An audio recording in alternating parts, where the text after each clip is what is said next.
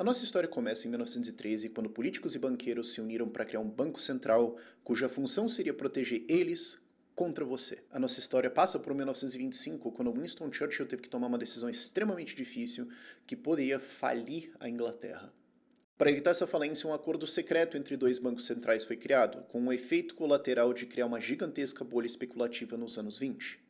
E quando uma das partes desse acordo secreto morreu, começou a contagem regressiva para o grande crash de 1929.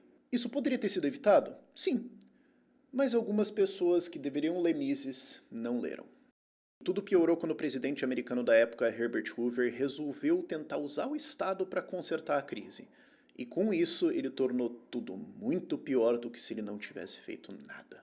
A crise de 1929 é um dos eventos mais importantes do século XX. Economicamente, ela destruiu entre 1/3 e metade do PIB americano em apenas 4 anos. Ela levou o desemprego nos Estados Unidos de 5 a 6% para 24% em alguns anos, e o desemprego só foi cair abaixo de 15% em 1940, 11 anos depois, por causa da Segunda Guerra Mundial, quando homens foram enviados para a Europa para lutar ou contratados pelas fábricas de armas.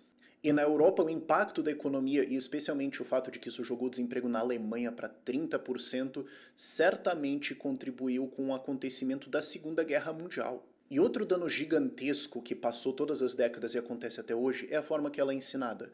As pessoas aprendem que a crise de 29 aconteceu porque o liberalismo, o livre mercado, o capitalismo falharam espontaneamente e o Estado então entrou intervindo e consertou isso e fez tudo ficar melhor.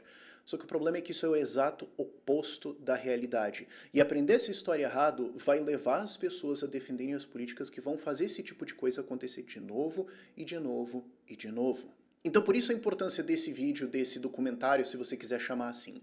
Rever a história, entender os fatos que aconteceram, olhando nas fontes originais, o que quase ninguém faz hoje, para te mostrar não só o que aconteceu, mas os mecanismos que levaram isso a acontecer. Para você ter um entendimento histórico e teórico dos fatos e a gente não repetir isso de novo. E claro, antes da gente começar, um grande agradecimento à Bipa, que é um patrocinador aqui do canal, que é uma plataforma, um aplicativo onde você pode comprar e vender bitcoins, onde você pode fazer isso de uma forma muito mais fácil no seu dia a dia, e ter um cartão que você tem CryptoBack. Então você nem precisa, obviamente seria bom você comprar Bitcoin, mas você nem precisa necessariamente comprar isso, você pode só usar esse cartão no seu dia a dia e receber um pouco de Bitcoin como CryptoBack nas suas compras e ir guardando o teu pra frente. Mas a gente volta a esse assunto depois. E a escola ensina isso aqui totalmente errado, mas não por maldade dos professores. Ok, tem gente que está querendo ensinar ideologia de esquerda, mas eu não acho que isso aqui vai convencer eles porque eles querem continuar ensinando ideologia de esquerda. Mas a maior parte dos professores, a maior parte das pessoas que ensina isso, olhou fontes e autores que não olharam os fatos originais. E essas pessoas que escreveram os livros ou deram aulas para eles, também não olharam para os fatos originais. É curioso como em quase 100 anos, ninguém mais conferiu o que realmente aconteceu, só se está repetindo a versão que alguém falou, e conforme a gente for avançando na série, você vai perceber, ah, é daqui que alguém pode concluir que foi tal coisa, mas na verdade não foi isso. Ah...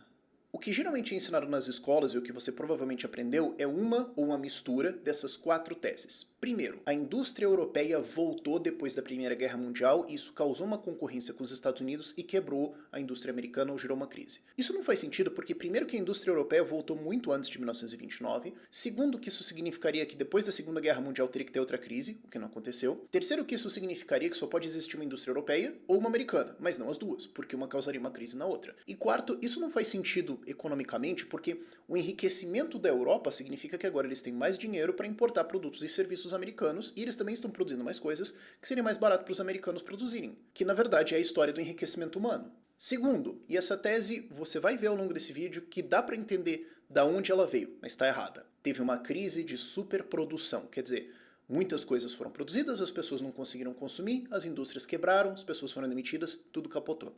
Só que isso não explica por que empreendedores, agricultores resolveram do nada, ao mesmo tempo, produzir um monte de coisa que era totalmente desnecessária. Quer dizer, eles eram geniais para chegar até o ponto de desenvolvimento e riqueza deles, e daí todo mundo tomou alguma coisa na água e produziu tudo errado.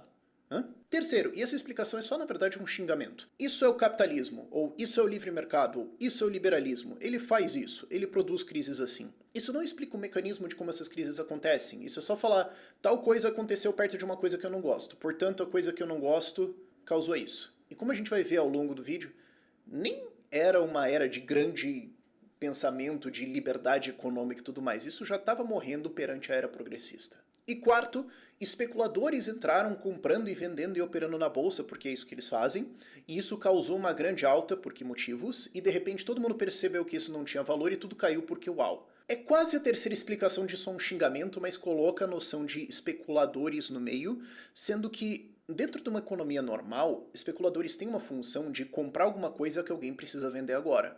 Porque se ela pudesse vender mais tarde por um preço maior, ela venderia mais tarde por um preço maior. E é curioso que nesse ponto muitas pessoas chamariam eles então de especuladores porque eles não estão vendendo, porque eles estão esperando um preço maior. Mas todo mundo faz isso. Você não vende a sua força de trabalho pela primeira oferta que aparece, a não ser que você esteja numa situação muito difícil, você tenta esperar um preço que é o que você acha que vale. Então especuladores compram alguma coisa de alguém que precisa vender agora para dar saída para essa pessoa, para ela conseguir ganhar dinheiro, e ela segura isso, imaginando que alguém vai querer comprar lá na frente e correndo o risco de estar errado para vender lá e ter um lucro na frente. Ela cumpre uma função de ajudar a liquidez no mercado, não tem nada de errado nisso. Mas mesmo isso não explica por que especuladores do nada iam decidir comprar um monte de coisa e perceber, não, e daí é tudo cair. E por último, tem um mito completamente sem nenhuma base no planeta Terra, que é que o Hoover, o presidente republicano da época, era um defensor do livre mercado, o que ele mesmo diz que não, e que ele não fez nada para interferir na crise, o que ele mesmo diz que não. Então, isso posto, vamos aos fatos, vamos para toda a teoria econômica do que realmente aconteceu. Esse vídeo é dividido em 4 partes, com um bônus entre a terceira e quarta. A primeira é para a gente entender a situação econômica da Inglaterra e a importância do padrão ouro e de evitar a inflação, para a gente poder entender no ato 2 por que os Estados Unidos fez um acordo de desvalorizar o próprio dólar para tentar salvar a economia inglesa da falência e como isso gerou a bolha de 1929. No terceiro ato, nós vamos ver os meses um pouco antes da crise e os meses seguintes à crise, né? O grande crash foi em outubro de 1929, então a gente vai pegar ali de maio, junho de 29 até maio, junho de 1930, aonde eu quero inclusive apresentar a tese de que não foi uma crise e sim duas, mas a gente vai entender quando chegar lá. E quarto, a gente vai analisar as intervenções do Hoover na economia e mostrar como ele piorou tudo e na verdade gerou uma segunda crise muito pior do que a primeira. Isso posto, vamos lá. Nas sábias palavras do Mike Shinoda, a pior parte de terminar é ter que começar de novo. E depois da Primeira Guerra Mundial, a Inglaterra tinha uma série de problemas que levou ela a uma decisão extremamente dura que depois os Estados Unidos teve que consertar para eles. Para você entender por que essa decisão precisou ser tomada, você precisa ter o contexto do que estava acontecendo na Inglaterra. Primeiro, dívida. Depois da Primeira Guerra Mundial, a Inglaterra estava com uma dívida de em torno de 130% a 140% do PIB. É um pouco difícil rastrear com precisão os dados da época. E isso é 2 a 3 vezes a média de dívida da Inglaterra no século anterior, contando as guerras que eles entraram. 44% do gasto do governo inglês era pagar juro da dívida, e até 1937 o maior gasto do governo inglês foi pagar juro da dívida. Isso só perdeu em 37 para rearmar para entrar na Segunda Guerra Mundial. Então, gigantescos gastos públicos, grande dificuldade de reduzir gastos e cortar impostos para tentar ajudar a economia.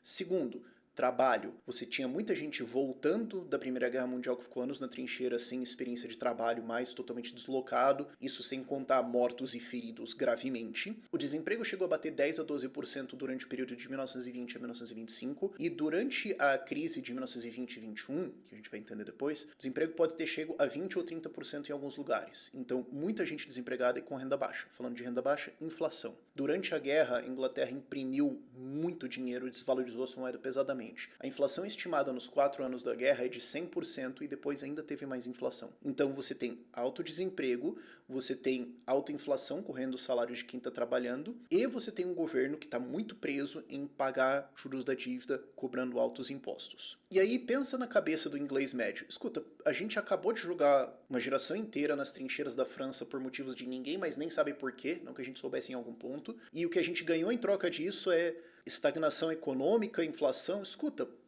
que grande revolta popular. E outro contexto importante dos anos 20, revoluções comunistas. Pois é, quando comunistas vão pra rua e, fuzilam gente, prendem que eles não gostam, crise de fome, milhões de pessoas morrendo. Isso foi a realidade na Rússia e isso é o que aconteceu em outros países onde comunistas tentaram fazer esse tipo de coisa. Inclusive, um dos motivos da Alemanha ter se rendido na Primeira Guerra Mundial foi que eles perceberam que eles poderiam tomar isso internamente na Alemanha. Então eles falaram, olha, a gente pode perder lá fora, mas pelo menos não perde aqui dentro. Então era necessário uma decisão que voltaria o desenvolvimento econômico da Inglaterra, traria investimento e controlaria a inflação. E essa decisão tem um nome muito simples, voltar ao padrão ouro. Então o que é o padrão ouro? E isso é importante para entender toda a crise de 29 de várias formas diferentes. Nele, o dinheiro de verdade é o ouro físico depositado em bancos comerciais, ou no Banco Central inglês, ou no caso de qualquer país, e o banco ou o Estado, o Banco Central desse país, emite notas, papéis, que são vale ouro. Mas esses papéis não têm valor em si, ninguém realmente quer eles. Eles têm um valor porque eles são válidos para trocar por ouro que está depositado nos cofres. Então a moeda de todos os países é, na verdade, frações ou números diferentes de como eles estão colocando o número deles em relação a ouro. E a grande vantagem desse sistema é que se você criar mais papéis, mais notas do que você tem ouro, vão perceber isso e quem tem essas notas vai falar, eu quero meu ouro de volta. Eu quero sacar isso e receber o meu ouro, porque eu sei que se todo mundo fizer isso, não vai ter para todo mundo. Então alguém vai ficar com notas que não tem nenhum valor e todo o valor dele vai ser destruído completamente. Então eu vou sacar esse ouro imediatamente e sair daqui. E por que é importante esse mecanismo para evitar a inflação? Por dois motivos. Primeiro, porque a inflação é um imposto que destrói a riqueza das pessoas. E segundo, porque a inflação atrapalha o funcionamento da economia. Então, primeiro, por que a inflação é um imposto? Isso foi primeiro explicado por um economista francês chamado Cantillon, que, curiosamente, boa parte do que o Adam Smith fala de certo no Riqueza das Nações é só plágio do Cantillon mesmo.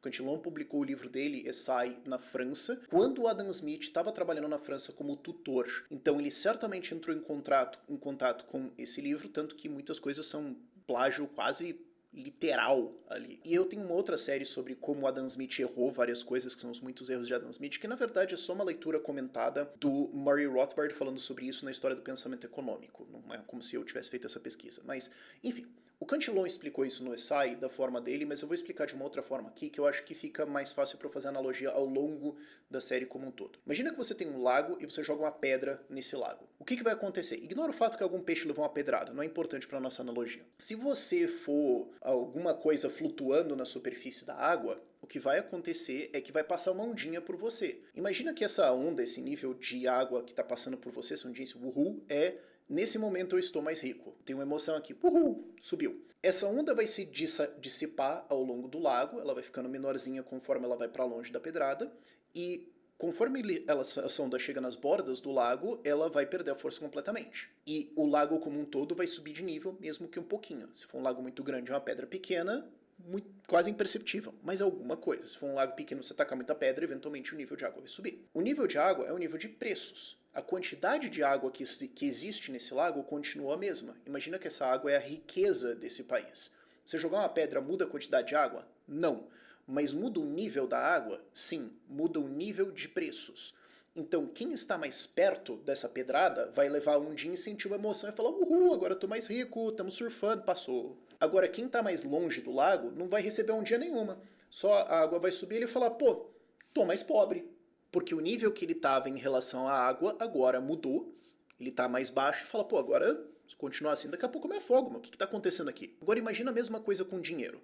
Se existe uma economia X funcionando e o governo vai lá e joga um dinheiro novo para alguém, esse primeiro recebeu a pedrada. Ele vai sair na ondinha gigante e falar, opa, agora eu posso pegar esse dinheiro e comprar as coisas no mercado, o preço está o preço anterior, eu tenho dinheiro novo, virou passeio. Conforme ele vai comprando e passando esse dinheiro para outras pessoas, a onda vai se dissipando. Então novas pessoas vão tendo uma maior riqueza e comprando as coisas, mas o nível da água já está começando a subir. Só que ainda não foi para todo o lago. Eventualmente essa onda de dinheiro vai se dissipar, não vai chegar em outras pessoas, e todo mundo depois disso só vai experimentar, o lago agora está mais alto, o preço subiu, eu estou sofrendo inflação. Então esse é um processo que tira dinheiro dos últimos recebedores dessa água, dessa ondinha, e joga para perto de quem estava mais perto da pedrada que recebe essa ondinha primeiro de riqueza. E um exemplo histórico de como imprimir dinheiro não cria riqueza, só gera inflação, é justamente Portugal e Espanha colonizadores versus os outros países da Europa. Porque isso é uma coisa que eu me perguntava. Escuta, mas se Portugal e Espanha estavam trazendo ouro pra caramba e tudo mais, por que os outros países terminaram mais ricos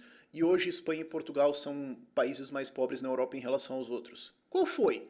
quando a gente olha os dados do PIB, eu não vou ler tudo aqui, mas está na tela para você, a gente vê que, de fato, no ano 1600, Portugal e Espanha estavam atrás dos outros países, e em 1700, depois de um século de trazer ouro, eles continuavam atrás por basicamente a mesma taxa. Você fala, justamente porque trazer mais ouro não enriqueceu eles. Trazer mais ouro, inclusive, fez com que eles gastassem uma fortuna em marinha, proteção disso e estrutura administrativa e tudo mais, enquanto outros países, embora eles tivessem colônias, estavam focando em produção, estavam focando em, de fato, produzir alguma coisa ali que vai enriquecer. E é interessante que até países como a Alemanha e a Áustria, que não tinham colônias, também enriqueceram, justamente porque não é a colonização ou a exploração de ouro, é produção que gera riqueza. E obviamente isso pode dar em uma série lá na frente sobre como esses países enriqueceram, a economia do colonialismo, ou são outras coisas que eu quero fazer indo pra frente. Agora, segundo ponto, como é que a inflação dificulta o funcionamento da economia? Isso dificulta porque você, como empreendedor, não sabe mais o que está acontecendo. Quanto mais alta a inflação, pior ainda. Porque digamos que a inflação está 20% ao ano, que já é bem alto. Ela é uma média. Quando você vê a inflação do IBGE média, eles estão falando assim, não, a gente pegou a alta dos produtos em média que a gente acha que são mais relevantes para você, então vai ter tomate, batata, cenoura, óculos, educação, saúde, aluguel.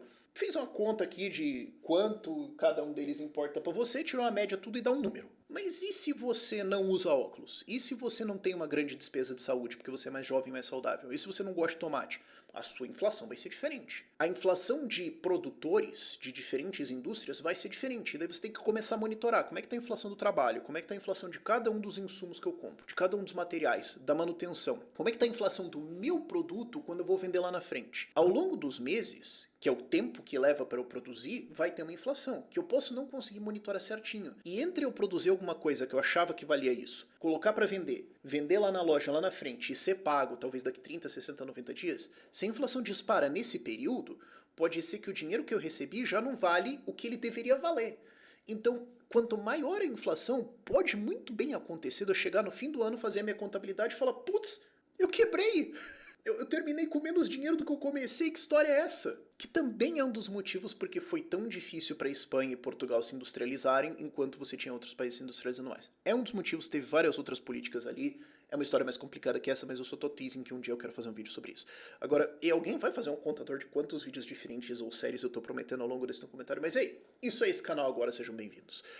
Isto posto, o padrão ouro voltar resolve o problema da inflação, resolve esse imposto inflacionário que estava empobrecendo os ingleses e ajuda muito a operar as indústrias e comércio do país. E quando você coloca isso, você traz de volta investimento, você traz dinheiro de volta para a Inglaterra e ajuda o desenvolvimento econômico deles. Contexto, vamos olhar os outros países ao redor. Bélgica, Itália e França tomaram uma crise de inflação de 50% de 1919 a 1923, então um período pós-guerra, onde a gente está falando aqui, sendo que a Inglaterra voltou ao padrão ouro em 1925. Hungria, Polônia e Áustria tiveram entre 1.000 e 10.000% de inflação entre 1919 e 1923. Você pode falar, como assim entre 1.000 e 10.000? Ninguém já sabe realmente. Esse é o nível de maluquice. A Alemanha tomou 1 trilhão% de inflação. Então, quando você tem todo esse caos acontecendo na Europa, se você é a moeda forte e confiável, você vai desenvolver sua economia. Então precisamos voltar para o padrão ouro. Tá bom, quem que decide isso? O Churchill. Sim, o Churchill nessa época era secretário do Tesouro da Inglaterra, equivalente ao Ministério da Fazenda hoje, aqui no Brasil, e ele tinha que decidir, nós vamos voltar, sim ou não, quando, como e a que preço. Porque, vamos voltar na explicação do padrão ouro lá atrás. O dinheiro que o governo emite é só um númerozinho em relação ao ouro. Mas qual númerozinho? Porque durante a guerra, a Inglaterra imprimiu mais moeda. Então ela teria que, em tese, voltar a um valor da libra mais baixo em relação ao ouro. Então o que antes era, digamos, 5 libras para dar esse peso de ouro, tem que ser agora 10 libras para dar esse mesmo peso de ouro, porque a moeda desvalorizou. Só que se você voltar no padrão desvalorizado, pode ser que as pessoas entendam que está desvalorizando e gere mais inflação. Pode ser que a moeda perca confiança, pode ser que isso faça uma fuga de capitais, pode ser que as pessoas se preocupem. E agora a gente pode ter outra crise de inflação. Mas, por outro lado, se eu voltar no preço anterior, eu vou estar com uma moeda artificialmente valorizada. Eu, governo, estou dizendo que vale 5 para um pedacinho de ouro, quando na verdade deveria valer 10. Não que os números sejam isso exatamente, é só um exemplo, mas se eu voltar no padrão supervalorizado, digamos de antes da guerra, isso faz com que, primeiro, as minhas exportações sejam menos competitivas, porque a minha moeda está supervalorizada, e segundo, isso faz com que o meu país meio que vá à falência. Por quê? Porque se a libra está supervalorizada em relação ao ouro, quer dizer que tem mais libras do que tem ouro. Então, se eu pegar as libras e sacar todo o ouro, o país eventualmente quebra. E eu tenho que fazer isso porque, é sacanagem com o pessoal. Sim, mas se eu não fizer isso, alguém vai fazer. E as libras de papel que eu tenho vão perder o valor completamente e eu vou zerar de valor. Então eu tenho que me defender, eu tenho que sacar esse ouro. E se sacar toda a reserva de ouro da Inglaterra, ela quebra. E o Churchill decide voltar para o preço anterior da guerra com uma libra sobrevalorizada. E muita gente criticou o Churchill pra caramba sobre essa decisão, eu também, porque eu não entendia tanto, mas quando você observa o contexto, você fala, cara, voltar num valor desvalorizado poderia gerar uma nova crise de inflação, ninguém sabia como, podia gerar vários problemas. Se a gente voltar no padrão valorizado demais, peraí, se ao longo do tempo a Inglaterra conseguir trazer mais reservas de ouro para dentro, o que pode acontecer agora, né, porque a gente voltou pro padrão ouro, isso faz com que resolva em parte o nosso problema. E para sacar o ouro da Inglaterra e falir ela, não é tão fácil assim. As pessoas não podiam só pegar uma notinha de 10 libras e ir no banco falar eu quero meu ouro. Eles operavam na época com uma lei de gold bullion, então você tinha que ter o bullion, a barra. Você teria que juntar o equivalente hoje a uns 5 ou 6 milhões de reais, levar esse dinheiro de papel num banco central da Inglaterra e falar eu quero meu ouro. Aí eles vão falar, calma, peraí, eu vou ver e te falo, a gente já entrega, né, pera 30 dias, tal, só precisamos organizar aqui. E aí você ia receber uma barra de ouro de 12 quilos, e você vai fazer o que com isso agora? Você não vai depositar em nenhum banco europeu, porque todos eles são palhaçadas. Você não vai depositar na Inglaterra, porque você acabou de sacar. Você vai depositar onde? Nos Estados Unidos. Então você tem que pegar esse ouro, entrar no navio, torcer para não rolar um Titanic, atravessar o oceano, chegar no banco americano, depositar e pegar os seus dólares. Para isso acontecer não seria instantâneo. Vai demorar anos para esse processo acontecer. Então o Churchill provavelmente pensou, cara, a gente tem tempo para consertar isso, para o ouro entrar, para um grande deixa disso, e tem uma solução muito simples para esse problema aqui. E se a gente conseguir convencer os americanos a desvalorizar o dólar deles? Porque se o dólar desvalorizar, então não vai valer a pena levar o ouro lá para pegar dólar, porque a moeda deles está zoada também. Então ok, a gente pode ter uma cozinha suja, mas se a gente sujar a deles também, todo mundo vai ter uma intoxicação alimentar igual. Então ninguém tá errado. Se tá todo mundo errado, ninguém tá errado. E eu não sou um grande especialista de Churchill, mas eu tendo a enxergar ele como um soldado. Ele olhava para problemas e falava, bom, explodiu o problema aqui na frente. Não, mas então podemos ter um problema daqui 10 anos. Não, tá, sim, a gente tem que pensar nas consequências do longo prazo. Agora, se eu não resolver isso que tem na minha frente agora, tipo assim, tem um tanque, eu peguei a bazuca e dei nele. Mas Churchill, você gastou a única bazuca que tinha. Você queria que eu batesse pato com o tanque? Desse umas florzinhas, cantasse uma balada. Qual que é a proposta aqui? Eu explodi o tanque. Ah, mas pode ter outro amanhã. Pode ter outro amanhã. E daí nós enfrentamos ele amanhã. Não tô dizendo que ele é irresponsável. Eu estou dizendo, ele tinha um problema na frente dele, ele resolveu. Ah, isso gerou um problema para alguns anos na frente. Tá. A guerra continua. E agora nós precisamos convencer os americanos a desvalorizar o dólar. Manda os gurias pra lá, vamos prosear. Agora, a parte irônica disso tudo é que não foi a Inglaterra que teve que convencer os Estados Unidos. Foi os Estados Unidos que se ofereceu para desvalorizar o dólar. A Inglaterra, obviamente, aceitou o acordo, porque falou, sure, por que não? E essa desvalorização do dólar, o jeito que ela foi feita, teve o efeito colateral de armar a bolha dos anos 20 que explodiu em 1929, quando uma das pessoas que firmou o acordo morreu. Então vamos lá, tem que desvalorizar o dólar. Como? Bom, o governo americano pode só imprimir mais moeda, mas não é assim que se faz dentro de um sistema de banco central. O que realmente foi feito, tecnicamente falando, é o Banco Central criou mais formas de ter reservas dentro dele, o que permite que bancos criem ainda mais dinheiro em cima dessas reservas, e essa nova criação de crédito aumenta artificialmente e momentaneamente a quantidade de crédito disponível, o que baixa o juro desse crédito, baixa o custo dele, e isso induz empreendedores, investidores, industrialistas a investir mais, a produzir mais do que eles deveriam, porque eles só estão respondendo ao incentivo de, tá barato, vou fazer, pô. E isso leva a uma expansão econômica errada, uma expansão econômica inflada, um boom, uma ilusão de desenvolvimento que na verdade é só uma ilusão, e quando esse crédito se dissipa, lembra da pedra jogada no lago que vai se dissipando? A mesma coisa. Quando isso se dissipa, tudo capota. Mas agora, por que os Estados Unidos iam oferecer para desvalorizar o próprio dólar para a Inglaterra? Bom, eu acho que primeiro, para poder falar para a Inglaterra,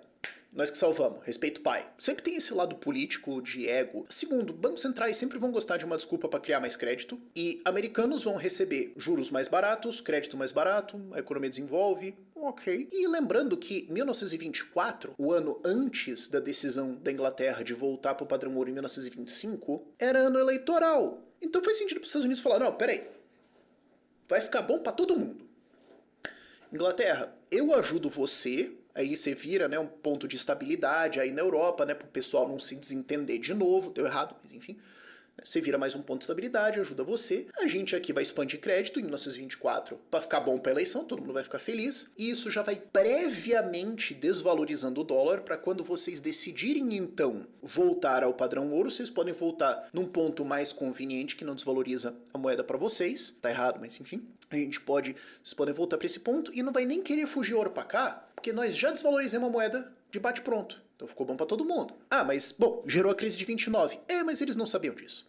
A teoria de ciclos econômicos, que é o que eu vou explicar para você agora de como isso cria uma crise, ela foi escrita pelo Mises em 1912. Aí você fala, o pessoal tem 17 anos para ler, pô. Ou pelo menos aqui você tá falando em 1924, 12 anos. Ele escreveu em alemão, ele não era tão conhecido ou respeitado assim, não era uma tese conveniente, porque geralmente quando você tem teses que dizem assim, o governo não deveria intervir, quem defende intervenção no governo nem lê essas coisas, sabe? A gente tem às vezes uma ilusão de que existe um debate, mas uma das coisas que me moldou como um produtor de conteúdo e um pensador é que geralmente o outro lado tá pouco se lixando pro seu argumento, eles não leram, não entenderam, não gostaram e vão te atacar com base daquilo que eles não sabem. E é isso. É geralmente o que acontece ao viés das pessoas. Inclusive é por isso que eu acho que não se checa as fontes originais de o que aconteceu na crise de 1929, porque a gente já gostou da conclusão, que a conclusão é que o Estado tem que intervir mais. Vamos conferir que se tá certo ou não? Já concluiu o que a gente queria. Tá bom. Não precisa ficar conferindo, não. Em caso de problema, encontra, pô. Então dá pra imaginar que esse pessoal achou que na cabeça deles eles estavam fazendo uma coisa boa? Dá, eu consigo visualizar isso. Mas gerou uma crise. Como? Aqui eu preciso dar os créditos, como eu já dei, ao Mises pela teoria de ciclos econômicos, no Theory of Money and Credit. Todos esses livros vão estar na descrição ali para vocês. Mas também ao Murray Rothbard por ter feito toda a pesquisa de como esse acordo aconteceu, de como esse acordo entre os bancos centrais aconteceu, quem foram as pessoas responsáveis e provar que ele de fato estava ali. Isso não é tão conhecido e um elogio ao Murray Rothbard, esse cara absurdamente adorava pesquisar. Se você vai ler os livros dele, você vai ver citações de que um cara falou numa revista sobre ferrovias no Iowa em 1874. Aí você fala, ele foi atrás da revista, achou, comprou ela, leu e foi atrás pra conferir se era isso mesmo e citou isso no livro. Sim, esse era o nível de pesquisa que ele fazia. Ele leu as biografias de todo mundo, ele foi atrás de todos os fatos e ele tinha uma análise histórica muito boa, no sentido de falar assim, políticos, pessoas que tomam decisões, eles são seres humanos também, então você não pode só olhar a decisão do cargo dele, não importância do cargo dele, o discurso que ele deu ali no púlpito falando, e pensar, deve ser isso mesmo. Não, você tem que olhar na história dessa pessoa, o que tem, quem que são as pessoas relacionadas com ele, quem que são os interesses, da onde que ele veio, de quem que ele era amigo, pra você entender o contexto de por que ele tomou essas decisões. Por isso que ele lia muitas biografias e as vidas dos caras e pegou essa tese. Então aqui a gente precisa entender a natureza do acordo entre os dois bancos centrais da Inglaterra e dos Estados Unidos para imprimir dinheiro e como essa impressão de moeda gera uma crise. Então primeiro, o acordo.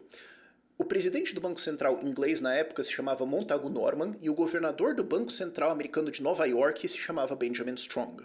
Por que é o governador do banco? Porque você tem o Banco Central, ele tem um presidente, depois tem sedes, são 13 hoje no total, e cada uma dessas sedes locais tem um governador, né? Porque tem o presidente embaixo do governador. Né? Então, e cada uma delas faz uma atividade diferente e a de Nova York cuida de criar moeda e de criar crédito e balançar os negócios. Então, você não precisa ter o presidente do Banco Central, pode ser só o governador de Nova York, ele resolve. Então era o acordo entre os dois, ok? Ok. Esses dois já se conheciam há muito tempo. Em 1919 já tinha relatos de que eles estavam falando da ideia de criar uma conferência secreta, que o pessoal precisa ficar sabendo, entre bancos centrais para organizar a economia europeia e do mundo como um todo. Em 1921, Strong, presidente do governador do Banco Central do estado de Nova York, nos Estados Unidos, ofereceu para o Montagu Norman um acordo de desvalorização do dólar para já, né, falar, vamos, vocês voltarem para o padrão ouro. E curiosamente o Norman recusou na época. Em 1922 o Norman pelo jeito já estava feliz que, de qualquer forma, os Estados Unidos já estavam desvalorizando a sua moeda, e agradeceu isso, sendo que, na verdade, no off ele estava reclamando que os caras podiam fazer ainda mais. E em 1924, os dados do balanço do Banco Central, e isso está no livro do Murray Rothbard, America's Great Depression, que é uma das bases desse vídeo aqui, ele tem todas as tabelas lá. Em 1924, o Banco Central acelera ainda mais a sua política de criação de crédito para desvalorizar o dólar. Já vou explicar como isso acontece. Mas isso intensifica em 1924, ao mesmo tempo em que, pelo jeito, já existia um entendimento entre os dois de que isso já ia acontecer. Detalhe, eles se visitavam rotineiramente, um tinha escritório no banco do outro. Quase dá uma fanfic aqui. Se alguém tiver com a vontade de escrever canetear uma coisa aqui, dar uma broderagem, tá convidado. Agora, em 1925, a Inglaterra volta para o padrão ouro e só em 27 que tem uma reunião que torna público a ideia de que existia um acordo. Então alguns autores falam, mas isso aconteceu desde 27. Não, já dava para ver esses tipos de conversas e o presidente do Banco Central francês, Charles Rist, falou que um acordo para resolver isso existiu desde mais ou menos sempre e provavelmente antes de 24. Então a gente pode dizer que em 23 e 24 já tinha esse acordo para desvalorizar o dólar, impedir a fuga de ouro britânico e, com isso, criar um boom econômico nos Estados Unidos que levaria à crise de 1929. Vamos entrar nos detalhes. Primeiro, aos dados aqui. A quantidade total de dinheiro em circulação na economia americana em 1921 era de 45 bilhões de dólares. E se acostume, a gente vê números pequenos aqui. Você pode falar, peraí, 45 bilhões de dólares? Muita inflação aconteceu de lá pra cá. A gente tá falando de uma época onde o orçamento do governo americano inteiro era tipo 4 bilhões. Os números são muito menores, se acostume. Eu sei que é um pouco desorientador no começo, mas enfim. A quantidade de dinheiro em circulação era 45 bilhões em 1921 e subiu para 73,3 bilhões em junho de 1929. Isso está completamente sob controle do Banco Central americano, uma adição de 28,3 bilhões de dólares, ou uma alta de 63% da base monetária, completamente criado pelo Banco Central americano. Isso aconteceu porque, segundo, o Banco Central em Nova York criou 760 milhões de dólares a mais na sua base, não a quantidade de dinheiro total em circulação, na sua base, e isso, 3, permite que bancos comerciais criem mais moeda em cima disso, transformando esses 760 milhões nos 28,3 bilhões de dólares, criaram um novo crédito, abaixaram temporariamente os juros, levando as pessoas a investir e especular em cima disso. Quarto, é preciso entender que essa nova criação de crédito jamais aconteceria no livre mercado, essa expansão que é feita pelos bancos comerciais não seria possível, e eu quero contar uma história para exemplificar isso. Quinto, esse crédito então cria esse crescimento explosivo, mas como o Banco Central para de alimentar isso eventualmente, isso dissipa, a ondinha passa, o nível do lago sobe, os juros sobem de novo e a casa cai, justamente porque em outubro de 1928, o Benjamin Strong, governador do Banco Central de Nova York, nos Estados Unidos, morre e o acordo cai. Sétimo, isso causa, então, a crise, porque o mercado fica sem essa sustentação de crédito para as empresas e para quem está operando no mercado financeiro, e isso causa uma queda de 35% a 40% do índice Dow Jones em 4 meses. O índice Dow Jones é uma referência que eu vou usar bastante ao longo desse vídeo, porque é o índice que mede o que estava acontecendo na bolsa, que é mais confiável que ter dados mais precisos aqui, porque ele vai juntar as ações principais, mais importantes, mais líquidas, mais fortes, e falar, isso aqui é uma foto do que estava acontecendo aqui. Agora, entrando um pouco mais no detalhe do mecanismo do ciclo de como é gerada essa crise, que é o que o Mises explicou no livro dele em 1912. Primeiro, juro é um preço, é um custo que você paga para ter crédito dentro da sua empresa, para você tomar crédito, ou que um investidor vai falar, olha, eu posso ter esse rendimento na economia, então se eu vou investir na sua empresa, eu espero um retorno desse. Então é o seu custo de ter dinheiro. Tem 3 coisas que são as bases da produção: custo de crédito, custo de mão de obra e custo de bens de capital. Fábrica, terreno, essas coisas assim.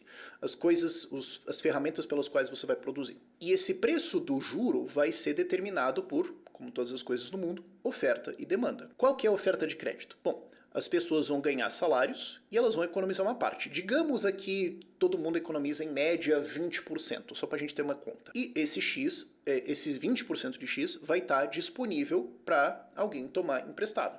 Então essa é a oferta e depois vai ter a demanda. Segundo ponto, se o governo artificialmente cria uma nova oferta de crédito, via imprimir dinheiro, via permitir que bancos criem dinheiro, via várias formas diferentes que ele pode criar novo dinheiro ou estimular crédito, isso faz com que a oferta de crédito aumente, o preço dele cai, e agora mais empreendedores vão falar, Antes o juro estava, digamos, 8%. Aí não dá para fazer negócio nesse juro. Mas agora tá 3%. Aí dá. Então eu vou contratar, eu vou construir indústria em cima disso, eu vou começar a produzir em cima disso. Só tô reagindo ao incentivo. Depois não diga que eu fiz superprodução. Eu vi o preço, eu bati em cima do preço. Você quer que eu faça o quê, pô? É o famoso quem tem dó é piano, que tem pena é pato, né? Só que terceiro, esse crescimento de crédito é ilusório e temporário. Como eu expliquei antes, você joga a pedra no lago, mais crédito é criado, ele se dissipa ao longo da economia, isso pode levar semanas, isso pode levar meses. É um pouco mais difícil levar anos, né, falando na prática das economias aí, mas numa economia muito mais antiga talvez, mas leva aí alguns meses para isso se dissipar. Você tem inflação, o nível de preço sobe e eventualmente isso se dissipa. Quando esse dinheiro percula por toda a economia, as pessoas voltam a economizar a mesma proporção que elas economizavam antes, que antes eu falei só para chutar alguma coisa aqui, 20%. Então a oferta de crédito expandiu, negócios foram criados, ela voltou a ser 20% do X, embora seja agora um X inflacionado, então ele é um X mais Y, né, um X mais 1%. E agora a gente tem 20% desse novo X aqui disponível, o preço do juro volta a ser o mesmo, então todos os negócios que foram montados naquela taxa de juros artificialmente mais baixa quebram e a gente tem a quebradeira da crise. E tem um outro ponto importante de entender aqui na dinâmica de como isso funciona, que é esse crescimento econômico e depois o crash não acontece de maneira homogênea na economia. Ele acontece adicionando camadas de complexidade na economia. Isso foi abordado pelo Hayek quando ele debateu o Keynes nos anos 30 sobre por que a crise aconteceu. Em tese, o Hayek ganhou o debate, mas como todo mundo já queria que o governo intervisse pra caramba e já queria concordar com o Keynes, de novo aquela coisa tipo, a gente não tá aqui pra ouvir ou debater, a gente já concordou um lado e só tá fazendo o showzinho. E uma das coisas que o Hayek aponta como evidência dessa teoria, que eu tô ensinando pra você, que é a teoria de ciclos austríacos, é que vamos entender como é que é o ciclo de produção de uma economia. Você quer produzir uma casa. E você vê uma árvore, e você fala, eu quero uma casa de madeira. Você entende que ir full Minecraft, descer a porrada nessa árvore e arrancar tábua no dente, não é uma ideia inteligente. Então, antes de você produzir a casa, você tem que produzir um machado para derrubar a árvore, para com ele produzir as tábuas e produzir a casa. Então você tem que produzir o bem de consumo, né, a casa aqui, e antes disso você tem que produzir um machado. Então você tem um passo nessa cadeia de produção. Só que se a economia tá mais rica, né, as pessoas têm mais dinheiro, eu posso falar, cara, de repente fazer um negócio de produzir machado é uma boa ideia, né? Não vou só fazer o meu, posso fazer pra todo mundo. Então você vai fazer isso. Aí você fala, não, mas peraí, cara, tá dando muito certo esse negócio aqui, vai me investir em fazer um monte. Tá, mas é que agora tem que fazer muito mais aço. Bicho, então vai precisar de uma siderúrgica. Tá bom, então vamos complicar, vamos colocar uma siderúrgica. Então tem mais um passo. Além disso, tem que formar técnico para operar essa siderúrgica, precisa de engenheiro e tudo mais, e precisa montar esse troço. Então precisa ter alguém que monta a peça de siderúrgica. Você vai colocando níveis de complexidade. Então quando você faz esse processo de criar crédito, indústria de base tende a crescer muito mais. Quem está fazendo esses passos cada vez mais complexos da economia cresce muito mais porque a economia se alonga nisso. Você tem um alongamento da cadeia de produção. Quando a crise bate, ela encorta de volta. Então quem vai sofrer tende a ser quem está produzindo bens super complexos, tipo bacia de siderúrgica aquecida com a mágica intergaláctica, e não o cara que está vendendo pipoca na frente da escola. Porque a demanda de pipoca na frente da escola vai continuar sendo os moleques na frente da escola, enquanto se a siderúrgica quebraram, bom, e aí? Você vai vender tua peça de siderúrgica para quem? Quebrou também, meu filho. E é justamente esse tipo de processo que a gente vê acontecendo ao longo da crise de 29 e em todos esses tipos de crises. E de booms e de crises. Você tem uma economia que do nada fica super uau! Sabe quando você tem assim, boom de startup, um monte de nova tecnologia, você fala, cara, isso aqui é tudo vento, velho. E de repente tudo explode. Você acabou de ver esse fenômeno acontecendo. E é o que aconteceu durante a crise de 29. Quem estava mais perto de indústria de base sofreu muito mais, quem estava mais perto de consumo, muito menos. Mas você fala, mas Rafael, ó, aqui nós tivemos a Pensation. O problema não é parar de alimentar essa criação de crédito, porque você falou, ó, joga pedra no lago, né, a pessoa cria, uau, boom, aí capota tudo. Pois se nós ligamos uma metralhadora de pedra no lago, nunca para, qual que é o problema? O problema é que você lembra lá atrás como eu expliquei que inflação é um imposto? Tem um motivo porque estava explicado lá atrás. Porque se você continuar esse processo de ficar jogando pedra no lago, quem está perto das pedradas vai crescer muito em riqueza, enquanto quem está na periferia vai empobrecer. Quer ver um exemplo disso? Vamos olhar os dados americanos de 2008, né, crise de 2008, até 2019, né, o ano prévio do Covid. Então, o maior gap que a gente tem recente de uma economia moderna fazendo exatamente isso. O governo americano e o Banco Central abaixaram os juros violentamente e isso fez com que bolsas de valores crescessem gigantescamente. O Dow Jones, o mesmo índice que eu estou usando aqui na crise de 29, durante o período de 2008 até 2019 subiu 170%. Por quê? Porque ele está muito perto, ele está lá na boca do Banco Central, assim que cria crédito, eles vão lá, compram um monte de coisa, tudo sobe. Mas enquanto isso, o PIB per capita, então o PIB dividido por morador dos Estados Unidos, subiu 14,8%. Fala, peraí, então teve alguém que saiu ganhando muito mais e alguém que saiu ganhando muito menos. Tá, mas peraí, e o salário? Os salários reais médios do trabalhador cresceram 13,8%. Só que note, médios. Primeiro você já pode notar que, cresceu 13,8% abaixo do PIB. Peraí. Tem alguma coisa aqui? Pois é, a inflação é um imposto. Mas segundo, note que isso é um crescimento médio dos salários.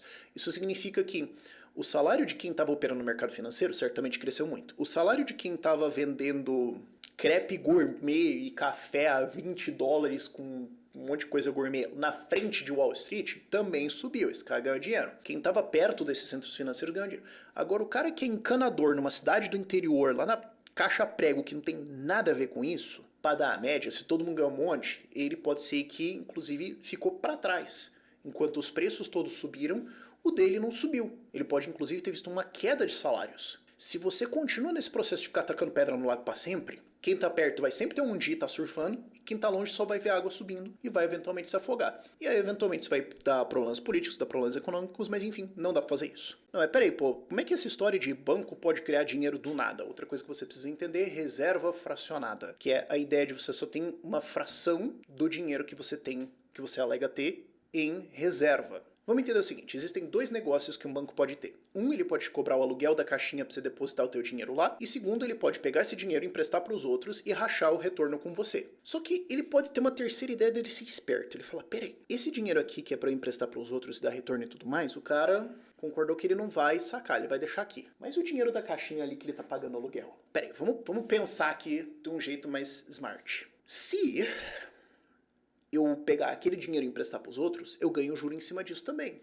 E não vai vir todo mundo sacar ao mesmo tempo, né? Então eu posso pegar e emprestar aquele dinheiro e ganhar dinheiro em cima disso também. Mas espera aí, então quer dizer que a quantidade de dinheiro que você deve para os depositários é maior do que a que você tem em caixa. Então se todo mundo vier e sacar, tu quebrou. Ah, mas não vai fazer todo mundo ao mesmo tempo isso, né? Ou o banco pode falar, não, peraí. Eu vou criar notas aqui do meu banco, Banco do Ideias Radicais, emprestar por aí e falar, tá emprestado, aí o pessoal vai consumindo por aí, essas notas vão circular na economia, e não vai vir todo mundo cobrar as notas aqui no dinheiro de verdade, seja ouro, dólares e tudo mais, ao mesmo tempo, né? Não vai dar tanto problema. Pois é. Numa economia livre, vai dar sim. E eu não preciso ficar no argumento teórico, eu posso te dar um exemplo prático. Aconteceu na cidade de Suffolk, nos Estados Unidos, em 1824, de ter um banco central privado que evitava justamente esse tipo de fraude. Note, a gente tá falando 1824. Padrão ouro. E nessa época, não só os bancos tinham reserva de ouro dentro deles, bancos podiam emitir as suas próprias notas dos bancos. Então ele emitia o dólar federal do governo americano, ele emitia o dólar do banco da cidade, do banco que eu quisesse. Sabe como a gente tem um monte de fintech, startup? Imagina que cada uma delas pode criar o real com a marca deles depois. Era isso. Quer dizer que eu podia ter um banco lá longe que fala, vou criar uns dinheiro aqui, vai circular pra lá. Pô, é 1824, cara. Se as notas circularem pra lá 50 km de distância, quem que vai pegar uma charrete pra vir até aqui, pra pedir pra sacar esse ouro deles aqui só pra... vamos imprimir dinheiro aqui que se exploda, vamos fazer isso, vamos fazer negócio, vamos ganhar dinheiro, vamos fazer crédito, tudo bem. Só que a cidade de Suffolk percebeu, cara, tem um monte de banco fazendo isso. Eles juntaram com os outros bancos ali da cidade e falaram, cara, vamos inteirar todo mundo aqui, fazer uma vaquinha todo mundo, nós vamos pegar um monte de nota desses bancos aqui, vamos pagar o frete e vamos lá cobrar os caras. E vamos falir tudo esses desgraçados e vai sobrar o mercado pra nós. E nós vamos ganhar dinheiro em cima disso. Eles fizeram isso e justamente faliram um monte de gente. E isso virou um negócio para esse banco, eles ficaram mais de 30 anos fazendo isso. O negócio só caiu porque eventualmente teve a Guerra Civil Americana em 1861, foi suspenso o padrão ouro, então não tinha mais como ficar redimindo os dinheiros de volta, e logo depois foi proibido que bancos estaduais emitissem a sua própria moeda. Não que tivesse um problema, claramente não tinha. Já tinham inclusive descoberto a solução de como fazer essa checagem de bancos. Mas o ponto é, numa economia livre, que é o que a gente tinha até então, não teria como esses bancos ficarem criando dinheiro do nada. Então você não teria como ter essa reserva fracionária, um ia checar o outro e falar, não tem como, então não ia ter um mecanismo de crises. Essa crise, então, como aconteceu em 1929, seria impossível. Só que banco adora ganhar dinheiro e político adora ganhar dinheiro e influência. E aí juntou os dois e falaram, pera, não tá legal esse negócio. E se a gente proibir os bancos de criar dinheiro, ok? O depósito de ouro fica num banco central do governo americano, ok? E ele emite dólares, que são os dólares oficiais, E esses dólares são a reserva que a gente tem no banco. E aí, o banco, eu posso emprestar eles assim, acima do que eu tenho de depósito. Não vai vir todo mundo sacar ao mesmo tempo. Não, mas e se vier? Se vier, o Banco Central é o credor de último recurso. Então, se eu tomar uma puta chamada, se chegar todo mundo aqui em casa pedindo grana, eu ligo pro Banco Central e falo, socorro. Eles vão criar dinheiro, vai no papel, imprime, manda pra mim, emprestado a um jurinho muito menor do que o que eu estava cobrando de todo mundo. Eu então pago os meus depositários, todo mundo vai receber o seu dinheiro.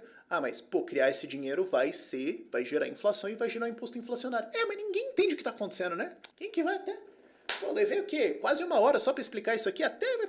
Você acha que o Zé das Couve ali vai saber? A gente faz isso aqui, o banco me salvo, ficou bom para todos os banqueiros, ficou bom para o governo também porque eles vão ganhar dinheiro. Ninguém vai entender que eles estão sendo roubados e ficou bom. Isso é um fenômeno de mercado? Não. Isso é livre mercado? Não. Isso é corporativismo. Isso é uma aliança entre um setor produtivo e um governo para se proteger e roubar você. Não me venha dizer que isso é livre mercado, que isso é capitalismo e tudo mais. Não. Isso é corporativismo. Isso é usar o Estado para roubar as pessoas. Que é a função do Estado, na verdade. Então, qual que é a função do Banco Central? Proteger bancos para fazerem reserva fracionada, para que eles possam imprimir isso. E o que o Banco Central faz é ter uma reserva, um requerimento de reserva, uma porcentagem. Ele fala, você tem que ter uma X porcentagem do que você diz que você tem aqui dentro com a gente, só para garantir. Não vai ser dólares, mas vai ser títulos de dívida do governo americano, que eu sei que eu posso vender para qualquer pessoa que vai receber. Dívida de alta qualidade que eu sei que vai ser paga. Certificados de propriedade, algumas coisas que você está dizendo qualquer coisa, eu executo, vendo. Me coloca aqui dentro do Banco Central alguma coisa que vale alguma coisa e eu te dou dinheiro em troca e eu garanto o teu resto aí e você roda a tua operação aí. Pode ser? Então, se o requerimento de reserva é, digamos, 50%, um banco vai lá e deposita $1 milhão no Banco Central americano e pode criar $2 milhões em cima disso. Se o requerimento de reserva é 5%, eu posso depositar $1 milhão no Banco Central americano e criar $20 milhões de crédito em cima disso. Então, quando o Banco Central permite o depósito ou a criação de moeda dentro dele de mais $760 milhões, isso permite, por causa dos baixos requerimentos de reserva, que os bancos criem em cima disso $28 bilhões e 300 milhões em cima disso. O mecanismo pelo qual isso foi feito e os detalhes está tudo nas tabelas, está tudo no livro do Murray Rothbard da grande crise americana, mas isso explica o jeito que os bancos centrais protegem essa criação de dinheiro, como isso gera inflação, como isso é um roubo em cima de você, você está sendo roubado por essa prática, mas eles saem ganhando, então, Estado sendo Estado. E agora, juntando todas as ideias, o que aconteceu ao longo dos anos 20, especialmente de 1923, 24 até 1928, é que o Banco Central americano começou a aceitar novas coisas como depósitos de garantia para que bancos criem mais dinheiro. Ele abaixou requerimentos de reserva para que bancos pudessem criar mais dinheiro. Ele permitiu várias formas diferentes para que os bancos comerciais criassem mais dinheiro e ele mesmo criou mais reservas, aceitou mais coisas que sustentam mais criação de crédito lá na frente. E assim, portanto, $760 milhões viram 28 bilhões e 300, que viram novo crédito na economia, que incentivam empresários, empreendedores, investidores, especuladores, o que for, a operar em cima disso, porque quem tem dó é piano, e isso leva a um falso crescimento durante os anos 20, que é sustentado em cima desse crédito. Se o Banco Central parar essa política de criar novo crédito, ele vai dispersar e tudo vai cair. E como é que ele para? Simples. O Benjamin Strong, governador do Banco Central de Nova York, em outubro de 1928, vira a camiseta de saudade, parte para outra fase e com ele cai o acordo dos Estados Unidos de desvalorizar o dólar para tentar ajudar a Inglaterra. E aí o mercado fica sem esse crédito de sustentação e eventualmente aquilo que não tem... Agora, antes da gente entrar nos eventos da crise, nos meses anteriores e imediatamente após o grande crash de outubro de 1929, só uma coisa, o que a gente aprendeu até aqui é que o problema foi o Estado controla a moeda, bancos controlam a moeda e por isso eles podem criar dinheiro para assim criar um imposto inflacionário, roubar você e ganhar dinheiro com isso, ou ganhar louros políticos com isso. A economia está se desenvolvendo, é ano eleitoral, estamos comprando apoio. Pois é, Bitcoin foi desenhado para consertar todos esses problemas. Bitcoin, por ter no máximo 21 milhões de unidades, não pode ser criado além disso. Então não tem como ser criado mais unidades para desvalorizar você e te tomar um imposto inflacionário. O Bitcoin impede que governos gastem excessivamente, porque como o dinheiro bom vai afastar o dinheiro ruim, Isso faz com que o Bitcoin seja uma forma de reserva que vai desvalorizar a moeda de estados caso eles resolvam fazer gastos malucos e guerras ou qualquer tipo de populismo, e protege você contra esse tipo de políticas e no longo prazo cria um freio contra esse tipo de coisa. E porque o Bitcoin é controlado pela rede e não por esse ou aquele banco ou esse ou aquele governo, é uma moeda que vai se manter honesta na sua função simples de ser um meio de troca. E são por esses fatores e vários outros que eu acho que um dia a gente tem que ter um vídeo desse nível aqui também explicando isso, que o Bitcoin se valorizou tanto nos últimos anos. E se você quer comprar Bitcoin, se você quer usar isso no dia a dia, se você quer entender melhor isso, eu sugiro que você estude, um dia eu vou fazer um vídeo sobre isso. Mas se você quiser comprar Bitcoins, o patrocinador aqui do canal é a Bipa. A Bipa é um aplicativo para fazer o uso de Bitcoin ser muito mais simples no seu dia a dia e para também facilitar você entrar no mundo Bitcoin. Eu lembro que, pô, uma década atrás, você usar Bitcoin... Sei lá, se alguém entrasse na sala e visse o que estava acontecendo na tela, coisas iam ficar esquisitas. Parecia esquisito, era estranho, mas hoje você pode, por exemplo, receber um Pix de alguém e receber isso na sua carteira em Bitcoin. Você pode fazer um pagamento em Bitcoin e isso chegar em Pix para alguém. Você pode ter um cartão que você usa no seu dia a dia e você pode então usar os seus Bitcoins para usar suas despesas normais ou usar os seus reais normais para fazer suas despesas e receber CryptoBack com isso, receber bitcoins de volta com isso, um cascalhinho lá de volta para você começar a criar alguma poupancinha, alguma coisa ali para você. E, inclusive você pode lá dentro programar suas compras. Então, eu não... que dia que eu tenho que comprar? Se você ficar tentando otimizar isso, a chance de você passar muita dor de cabeça desnecessária, gastar com omeprazol desnecessariamente e errar é grande. Então você pode, por exemplo, fazer depósitos lá, agendar suas compras e pronto. Então, se você está interessado em instalar o aplicativo da Bipa, você pode escanear esse QR Code aqui, ou você pode seguir o link que está na descrição aqui do vídeo ou pinado ali nos comentários também. E você vai ter um cupom de desconto lá dentro, que é o BIPA Radical, onde você pode ganhar até R$100 de Bitcoin lá quando você estiver usando o aplicativo. Então, obrigado, Bipa, por ajudar esse vídeo aqui a acontecer. E você que também está olhando para esse vídeo falando, isso aqui é um problema. Vamos entrar logo na solução? Porque se você tivesse feito isso vários anos atrás, você estaria dando muito mais risada do que você está dando hoje. Então, antes tarde do que mais tarde ainda. Mas agora, para a desgraça de 1929.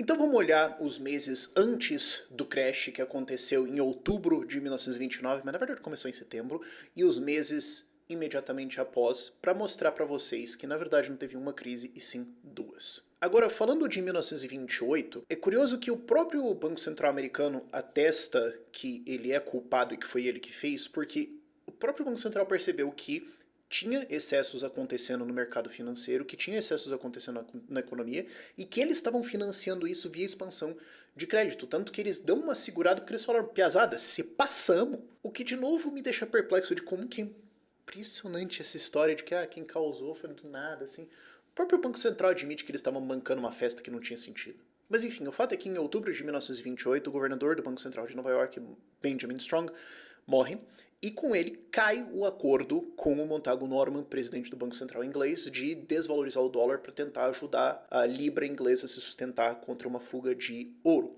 O sucessor do Benjamin Strong não mantém esse acordo, e é fascinante, se acostumem que vocês vão ver esse gráfico bastante ao longo dos próximos episódios, dos próximos... Isso aqui. É fascinante como quase imediatamente após disso, a Bolsa Americana lateraliza. Ela estava seguindo uma tendência de alta praticamente linear desde 2023 e 2024, que é condizente com essa expansão de crédito feita pelo Banco Central americano. Então logo o cara morre, parou. Você fala, mas Rafael, eu tô vendo que tem uma altinha ali logo depois.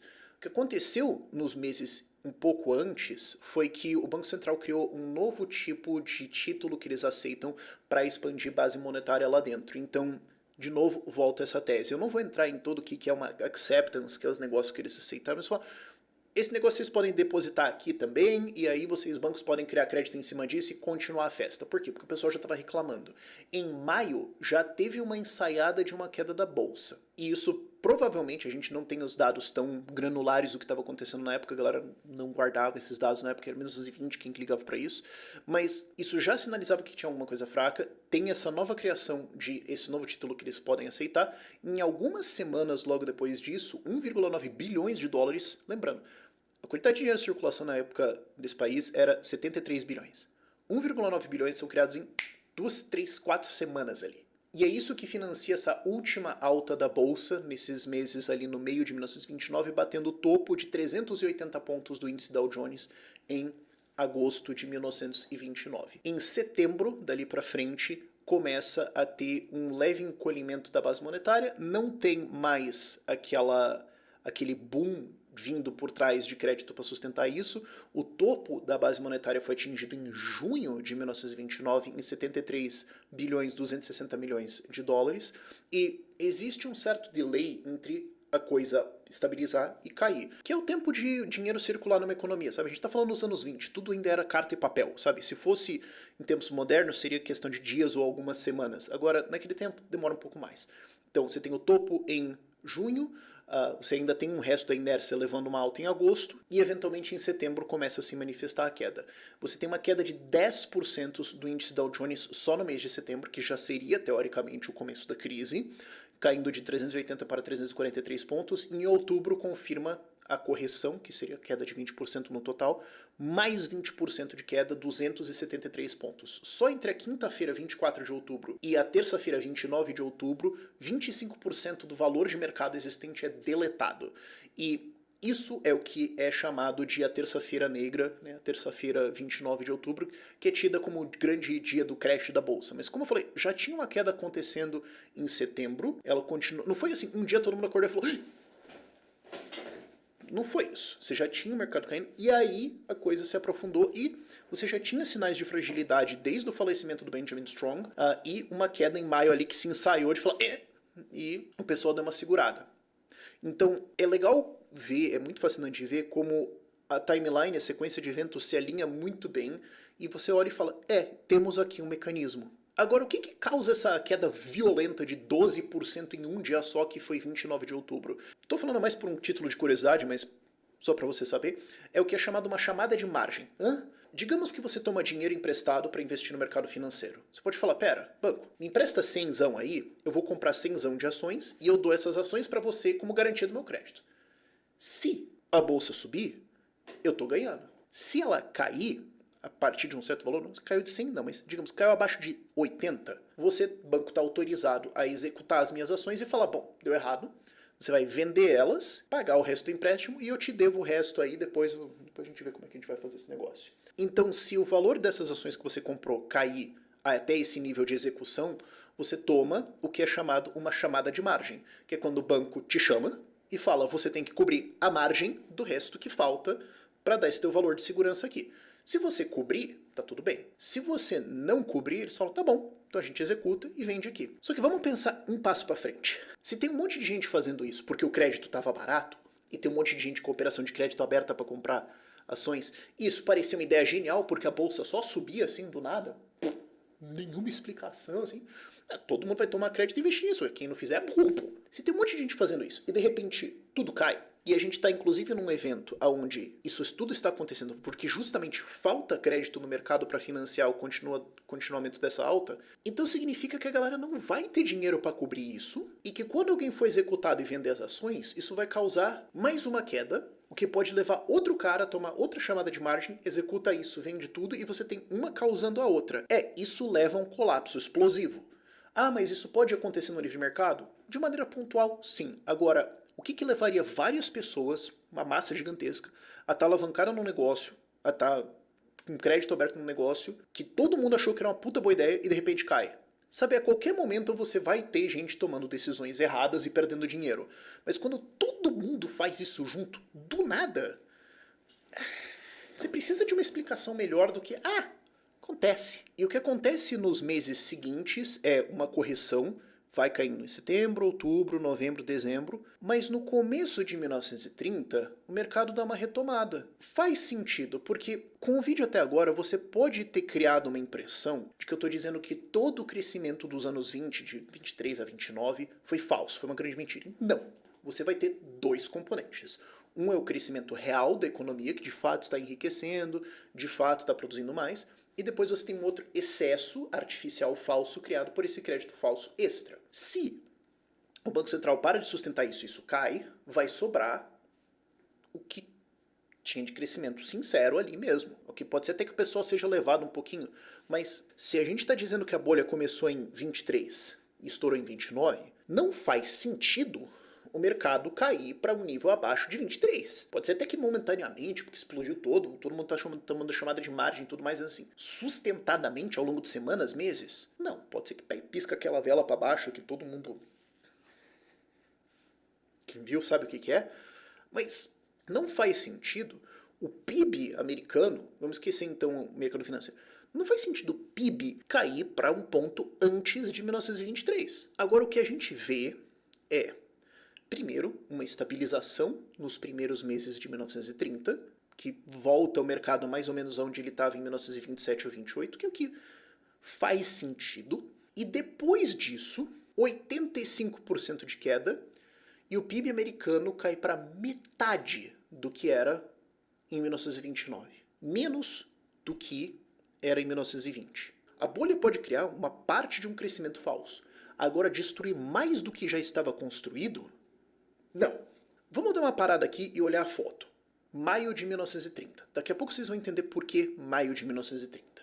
Mas eu estou indo aqui dentro desse período de outubro de 28 até maio de 30. Se você tirar a foto nesse mês e olhar o resultado dos últimos 10 anos, eu estou pegando 10 anos porque seria um prazo longo, que é o que a gente olharia no mercado financeiro de retornos, o seu retorno seria de 11,5% ao ano. Cara, é um retorno bem razoável. A bolsa brasileira nos últimos 20 anos em dólar deu zero. Então assim, 11,5% por ano num período de 10 anos, sendo que no meio disso teve a crise de 21 e 22, teve a crise de 20 e 21, teve a gripe espanhola e teve a crise de 29, pô, cara, com a Europa tomando inflação pra todo lado, tiro pra cima e gritaria, você fala, pô, consegui 11,5% de retorno aqui? Cara, acho difícil encontrar alguém que ia reclamar disso aqui. Sabe, isso parece aquela galera que, assim, Bitcoin tá a 100 mil dólares. Pô, quando eu escrevi essa pauta tava 100 mil, agora tá 120. Bitcoin tá 100 mil dólares. Aí o cara tá falando, puta, eu devia ter comprado quando tava 80. Eu sou muito burro, cara. Eu tinha o dinheiro ali na mão. Pô, eu podia ter agendado a compra lá na BIPA, podia ter comprado isso. Por que eu não comprei? Droga, agora tá 100, tá caro. Agora não vou comprar porque tá caro. Aí semana seguinte, blau, sangue na rua, cai pra 80 mil. Você fala, pô, cara, e aí, você vai comprar agora? Não, agora eu não quero. Esse troço só cai. Você queria comprar em 80, pô? Quer dizer, agora a bolsa caiu pra onde ela tava em 1928, nós temos uma crise. Em 1928 tava todo mundo feliz, pô. Em 1928 tava todo mundo falando, isso aqui, uau, descobri uma nova receita. Aí agora nós estamos aqui de novo e você fala, é o fim da humanidade. Não, não cabe esse argumento. Então o que eu tô querendo dizer aqui é o que eu falei lá no começo. Não teve uma crise. Teve duas. Vamos olhar os dados. Base monetária. O que eu tô falando aqui, a expansão de base monetária gera um boom falso e depois o encolhimento dela vai gerar o crash. Tá bom. Quanto que a base monetária encolheu em 1930? 2%. Ok, é o suficiente para causar uma crise? Sim. Umas quedas de liquidez momentâneas ali são suficientes para gerar o tipo de cenário que a gente viu? Sim. 100%. Puramente parar de crescer já seria o suficiente. Encolher, então, ok. Isso explica uma queda de 30, 35% em bens extremamente alavancados numa bolsa bem rudimentar, numa economia ainda não tão robusta assim? Sim. Isso explica 85% de queda logo depois disso? Não. Quanto que a base monetária incluiu em 1931? Em torno de 10%. Tá, grave, mas assim, existem todos os dados do livro do Milton Friedman sobre isso, e o Milton Friedman tem uma tese também sobre a crise de 29, que na verdade é complementar, porque ele fala sobre depois, como o Banco Central deveria ter feito mais para salvar os bancos e evitado isso. A gente discorda, mas não é o debate nesse vídeo. O ponto é que ele tem os dados ali, e ele mostra que a base monetária dentro do Banco Central, na verdade, cresceu. O problema é que o dinheiro em circulação na economia, que é o que é criado pelos bancos, encolheu. Você fala, ué, tem vazamento no cano. O problema não é falta do Banco Central criar dinheiro. Tem dinheiro sendo destruído lá fora ou que não está conseguindo. É porque tem muita coisa falindo, isso destrói crédito e tudo mais. Então o problema é no encanamento. Não é no Banco Central e não é a Bolsa. Mas Rafael, você só fala em mercado financeiro, vamos olhar a economia real. Vamos olhar a economia real. O desemprego em 1929, antes da crise, era de 3 a 4%. A estatística não era monitorada tão precisamente, mas 3 a 4%. Em 1930, o desemprego fechou em 6 a 7%. Tá, subiu, dobrou, mas 6 a 7% é o melhor do Brasil. A França está há 40 anos que não consegue um desemprego abaixo de 7%. E assim, eu tenho minhas críticas à economia da França. Agora eu vou falar que a França está uma crise permanente, hecatombe. Não, só depois, em 1932, que o desemprego explode para 24%. Indústria. Quanto que a indústria caiu em 1930? 7 a 10%. Chato? Sim. Hecatombe? Não. Quanto que as vendas no comércio caíram? 15%. Chato? Sim. Uma crise para entrar para a história? Não. Ah, mas teve um impacto muito pesado no setor agrícola. Sim, mas lembra aquilo que eu falei lá atrás, que foi até meio extenso? Você pode ter se perguntado, Rafael, pra quê? Que eu falei que quando a cadeia de produção se alonga e tudo mais, e quando as coisas que produzem coisas de base vão crescer mais. Pois é, né? Produzir na agricultura as coisas de base para a indústria é alongar a cadeia. Ampliar o uso de maquinário na agricultura, que nos anos 20 era muito relevante, é alongar a cadeia de produção. Expandir para novas terras que antes não eram produtivas, mas que agora você tem muito crédito para comprar maquinário, irrigação, etc., para forçar aquilo a produzir, vai ser um sintoma desse alongamento de cadeia de produção? Sim. Então, quando a agricultura vai lá e toma um petardo de queda de preços de 30%, você fala, é o que é razoável esperar. Mas depois que a crise se aprofunda em 31, 32, você fala, mas por que depois? Quebra de bancos. Nos anos 20, porque a vida é a vida, entre 500 e 600 bancos quebravam todos os anos. 1000 bancos quebraram em 1926. Ninguém nunca ouviu falar de uma crise de 1926. Em 1930, 1.300 bancos quebraram, uma alta de 30% em relação a 26. Sim, mas tem bancos novos sendo criados. Eu imagino que, organicamente, o número de falências pode subir ao longo do tempo, né? Porque tem mais bancos sendo criados. Pode ser que tenha um efeito de incorporação, mas ok. Agora, sim, uma multiplicação de 2, 3 vezes? Não. Foi em 1931 que você teve 2.300 falências de banco e em 1932 que você teve 1.500 falências de banco. A crise veio depois. Lucro dos bancos, $1 bilhão em 1929, 800 milhões de dólares em 1930 e só então em 32 cai para 576 milhões. Falências de empresas. Em 1929 tinha 3 milhões e 29 mil empresas operando nos Estados Unidos. Isso cai 1,1% em 1930, que supostamente seria a crise de 29, para 2 milhões e 994 mil. E a grande queda acontece em 31 e 32, terminando em 2 milhões e 782 mil. Teve uma crise em 29, que no começo de 30 já estava dissipada, e alguma coisa aconteceu em 1931. Que, de novo, não faz sentido. Se você tem um crescimento orgânico e um falso, e você tira o falso, por que a gente termina com um resultado abaixo? E é aqui que eu quero explicar para vocês que o que causou a crise de 31 e 32, o que foi responsável por deletar metade do PIB dos Estados Unidos, o que foi responsável por, depois do crash de 28, de 29 e de 30, de deletar mais 85% do valor da bolsa, foi o fato de que o Hoover tentou consertar a crise, intervir na economia para melhorar tudo, e com isso, destruiu com tudo. Mas primeiro, no intermezzo, por favor, em um intervalinho aqui. Eu quero explicar para você a crise de 21, ou crise de 1920, pegou os 2 anos. Foi uma crise causada por, de novo, expansão de base monetária e crédito logo depois da Primeira Guerra Mundial, e também teve outros fatores. A readequação da economia, gripe espanhola e tudo mais, mas não tanto assim. Se a gente for ver o desemprego nos Estados Unidos em 1920, e de novo, estatísticas dessa época não são tão precisas assim, mas todo mundo concorda que estava em alguma coisa ao redor de 3 a 5%. Então, pleno emprego, estava tudo bem. Em 1921, quando bate essa crise, o desemprego dobra para 12%, que é o mesmo padrão que a gente vê na crise de 29. Bateu a crise, o desemprego dobra de 3, 4 para 6, 7, 8. Mas aí o que acontece? O governo corta gastos, corta impostos, reduz a dívida e não faz nada fora isso. E em 1922 o desemprego era 6%, então que estava em 1920, antes da crise, e em 1923 um desemprego de 2%. E aqui tem algumas variações de estatísticas e fontes diferentes. Alguns dizem que o topo do desemprego foi 9, alguns 10, 11, 12. Isso vai variar de cidade para cidade, isso vai depender de onde você está coletando, mas vocês entenderam o ponto. Você tem uma dobrada de desemprego e no ano seguinte metadada, seguiu. Na verdade, não é que o governo fez nada, eles reduziram gastos, dívidas e impostos. Então vamos aos dados. O orçamento em 1920 era de 6,9 bilhões de dólares, de novo, teve muita inflação de lá para cá, e ainda tinha um bom tanto aqui de orçamento restante da Primeira Guerra Mundial, por isso foi tão fácil cair para 1921 para 5,5 bilhões, mas eles continuaram caindo para um orçamento de em torno de 3,6 bilhões em 1923 e ficaram ao redor desse número até 1929. Então é um corte de governo aí de 50%. É o tipo de coisa que o Javier Milei na Argentina ia olhar e falar, tá aqui o meu sonho. Se bem que o resto também eu gostaria de cortar, mas, pô, imagina cortar 50% do gasto.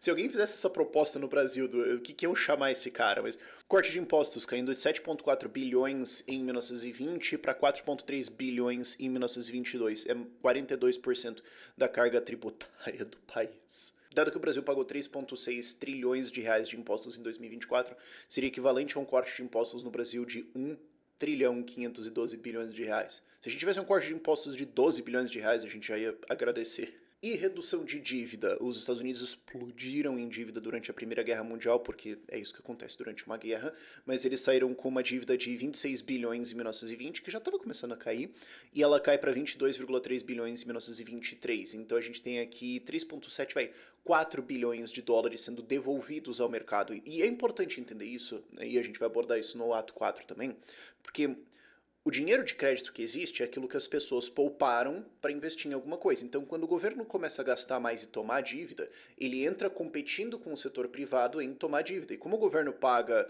com muito mais certeza do que empresas, então ele vai muitas vezes ter a prioridade nesse crédito, ou empresas vão ter que pagar um juro mais alto para competir com o governo. Então ele faz com que o crédito dos outros fique, primeiro, mais caro e segundo, mais escasso, porque pode ser que não tenha, porque o governo não já puxou. Então, o fato do governo ter devolvido ao mercado de crédito quase 4 bilhões de dólares nesse período, na prática pode ser entendido como o governo colocou 4 bilhões de dólares à disposição do setor privado da economia para investimento. Levando em conta que o PIB dos Estados Unidos em 1922 foi de 74 bilhões de dólares, isso aqui é 5,4% do PIB em crédito extra, o que no Brasil seria equivalente a uns 500 ou 600 bilhões de reais. Então, imagina que o governo fala assim, eu vou pagar de volta a minha dívida em 500, 600 bilhões de reais, e agora empresas no Brasil vão ter esse dinheiro a mais para poder investir, produzir, contratar. E eu não posso encerrar isso sem perguntar, gente, por que isso está ensinado nas escolas? Por que não é ensinado que teve uma crise que foi muito pesada nos Estados Unidos, que foi muito pesada na Europa também, afetou, teve vários problemas, eu mencionei isso lá no ato 1 quando eu estava falando dos problemas da Inglaterra, mas aí os Estados Unidos falaram, nós vamos fazer nada e cortar o governo e tudo melhorou mais rápido que todo mundo e eles estavam com 2% de emprego 2 anos depois. Por que não se ensina isso, né?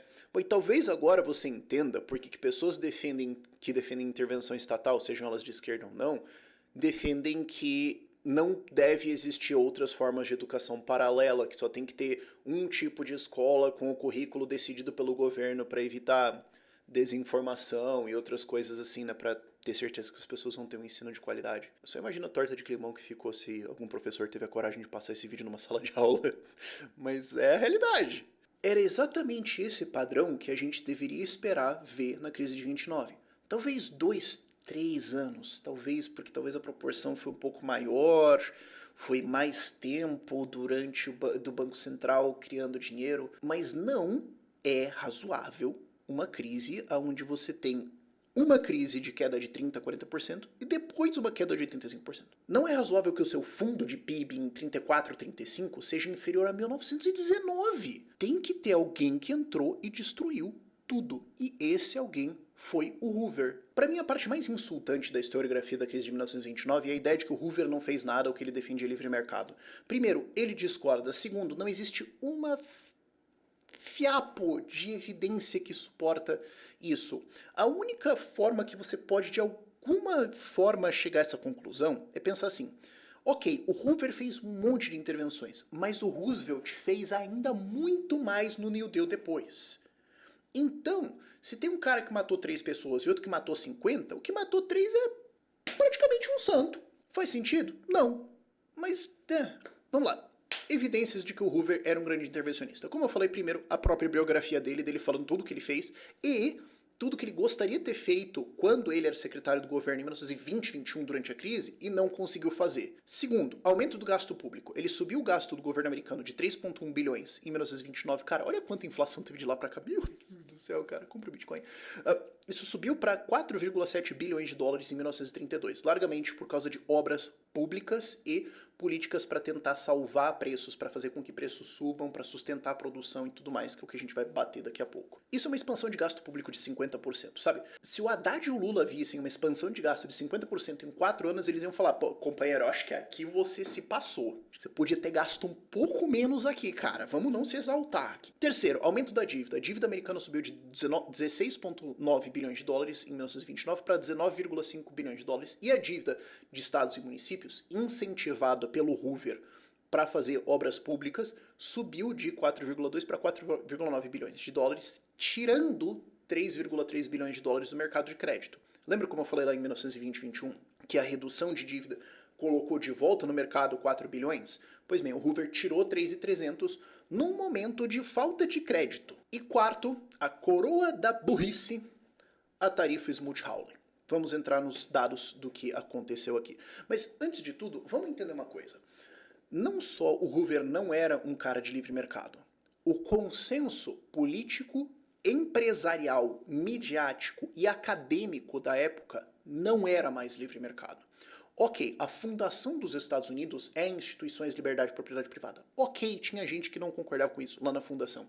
E ao longo da sua história, inclusive até hoje, os Estados Unidos é uma das nações mais livres economicamente do mundo e com melhor proteção de direitos de propriedade privada, justiça, etc. Isso quer dizer que todo mundo a qualquer momento concorda com isso? Obviamente, não. O consenso ali na época, nos anos 20, especialmente nos anos 30, lembrando, os anos do bigodismo, não foi só na Alemanha, era o chamado progressismo. E é curioso, é fascinante. Como hoje progressismo quer dizer o pessoal de cabelo colorido e pronomes, e naquela época queria dizer os princípios de fascismo, tipo, o contrário.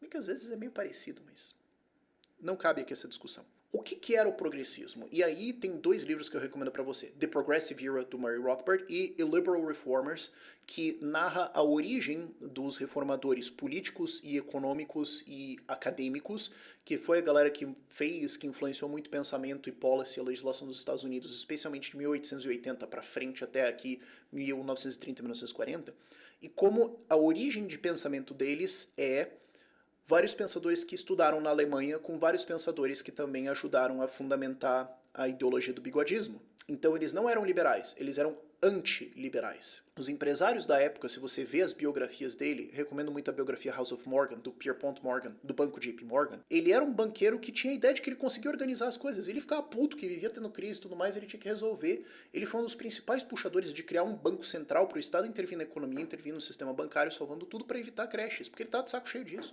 Ele era um cara que queria controle estatal da economia. Ele é um cara que fez lobby forte por uma agência de regulação de ferrovias para cartelizar as ferrovias, tabelar lucros, proibir descontos e monitorar quem estava competindo fora disso. Isso não é alguém que defende livre mercado. Na academia também isso estava morrendo, e não é uma coisa dos anos 30. Vamos lembrar do Woodrow Wilson, o primeiro presidente acadêmico, que foi o presidente durante a Primeira Guerra Mundial. Ele era racista, ele era um progressista, ele cartelizou a economia americana durante a economia de guerra, ele foi para a Europa tentar dizer para a Europa como é que eles vão ser, e durante o governo ele implementou segregação racial dentro do governo, e, cara, ele era simpatizante da KKK, sim. Esse era um pessoal que queria controle estatal da economia, que queria muitas vezes milenialismo, colocando religião dentro de política para falar vamos criar o reino de Deus na Terra na marra se for necessário, para fazer todo mundo ser moral, porque Jesus Cristo precisa voltar e nós só vamos fazer ele voltar assim, totalmente torto, não obstante o fato de eu ser protestante, não concordo com isso de nenhuma forma, e era um pessoal que era racista e que era eugenista, sim. O Hoover fazia parte dessa tradição, inclusive ele era um dos mais moderados, tanto que quando a crise aconteceu, uma das primeiras coisas que o Hoover fez foi chamar os grandes empresários e tentar coordenar com eles como que a gente vai enfrentar a crise, e todos eles acharam isso maravilhoso, ninguém falou, ó, seu comunista, sai daqui, só não. Chegou a hora da gente brilhar, porque existia uma coisa que tá errado, mas dá para entender como eles conseguem chegar nessa ideia, de que assim, depois da Guerra Civil Americana, ali em 1860, até agora 1930, então 70 anos, foi a idade da incorporação. Então empresas pequenas indo se unindo para formar empresas maiores e cada vez mais coordenadas, cadeias de produção maiores, empresas multinacionais. Se a tendência é continuar, será que a gente não pode acabar com, tipo assim, 5, 6 empresas e o Estado não é, tipo, só uma grande empresa? Porque agora a gente tá pensando como liderar várias fábricas e uma marinha toda que leva esse negócio. Então assim como eu consigo gerir uma empresa, quem sabe o presidente consegue gerir a economia do país. Tá errado? Tá, mas você consegue ver como é que alguém chega nessa lógica? Essa era a lógica progressista que operava nessa época. A lógica de livre mercado já não estava mais brilhando. Tanto é que quando o Hoover fez o que ele fez, todo mundo concordou. Agora, as intervenções dele são várias, mas eu vou focar em algumas mais especiais para você entender o nível da... O que aconteceu aqui? A gente já falou de gastos, de dívida e tudo mais, então eu não vou reabordar isso, mas como eu falei lá atrás, uma das primeiras coisas que ele fez foi juntar empresários e tentar fazer um grande acordão para vamos resolver as coisas aqui. E uma das coisas que ele propôs foi vamos não demitir e vamos não baixar salários, porque durante uma crise, bom, tem coisas que não é mais para eu produzir, que não faz sentido, inclusive é o ponto inteiro da teoria que eu expliquei até agora. Então a gente deveria fechar essas linhas de produção e demitir essas pessoas. É triste? É, mas aí então, como os salários vão baixar e vai ter pessoas livres, outros empreendedores podem contratar essas pessoas para fazer coisas que agora fazem sentido. Se a gente não demite eles, primeiro que salários vão continuar mais altos, então quem está desempregado não vai conseguir emprego por causa disso, porque inclusive nós estamos numa crise. Segundo, a minha empresa vai carregar prejuízos mais do que ela deveria, insistindo em coisas que não fazem sentido. Ah, não, mas é que se a gente demitir, não tem crise. É, se você não fosse no hospital, você não toma diagnóstico da sua doença também, mas não é uma boa ideia. Quando elas finalmente falarem, cara, não dá, e demitir, vai ser pior ainda. Outra coisa, expansão de gastos com obras públicas, o que gera vários problemas. Primeiro, mais gastos, 400 milhões de dólares. Lembrando, o gasto do governo americano era tipo 3 bi nessa época. 400 milhões de dólares em obras públicas em 1930 e um programa chegou a 1 bi logo depois em 1931 e 32. Cara, isso aqui é 20-25% do orçamento do governo federal. É muita coisa. E isso é para criar infraestrutura que a gente precisa. Não, mas pera! A gente acabou de discutir que a natureza da crise foi investimento irracional em coisas que não precisava ter feito, fundamentado em crédito desnecessário. E aí você vai agora endividar o governo para construir essas infraestruturas que, se tivesse sentido ou necessidade, a iniciativa privada tinha construído, porque nessa época eles podiam construir. Então, vamos então se endividar durante uma crise, portanto reduzindo a quantidade de crédito disponível para construir infraestrutura que não tem necessidade. E com isso também contratar mais gente em coisas que não vão se perpetuar, porque são obras temporárias, então eles não vão ter emprego logo depois disso, ou seja, cria um incentivo para ficar inventando obra para frente. Isso também tira a gente do mercado do mercado de pessoas que podem ser contratadas, o que artificialmente sobe salários e torna o resto mais difícil. Ah, mas Rafael, então você não quer que as pessoas tenham emprego? Vamos voltar, porque eu estava falando em 1920 e 21. O governo não fez nada, em um ano o desemprego tinha caído para o nível anterior. É a mesma coisa que teria acontecido aqui. Outro programa fascinante esse aqui é assim, não tinha ninguém na sala para falar assim, guys, vamos pensar um pouco. Boa parte da base eleitoral republicana era produção agrícola no interior, os eleitores deles. E a gente já viu que a produção agrícola foi muito afetada pela natureza de como foi o boom e como foi a crise. E a gente já viu que isso vai levar a falências. Ok, então o que o Hoover fez? Ele falou, bom, os preços agrícolas caíram, então isso gera um problema.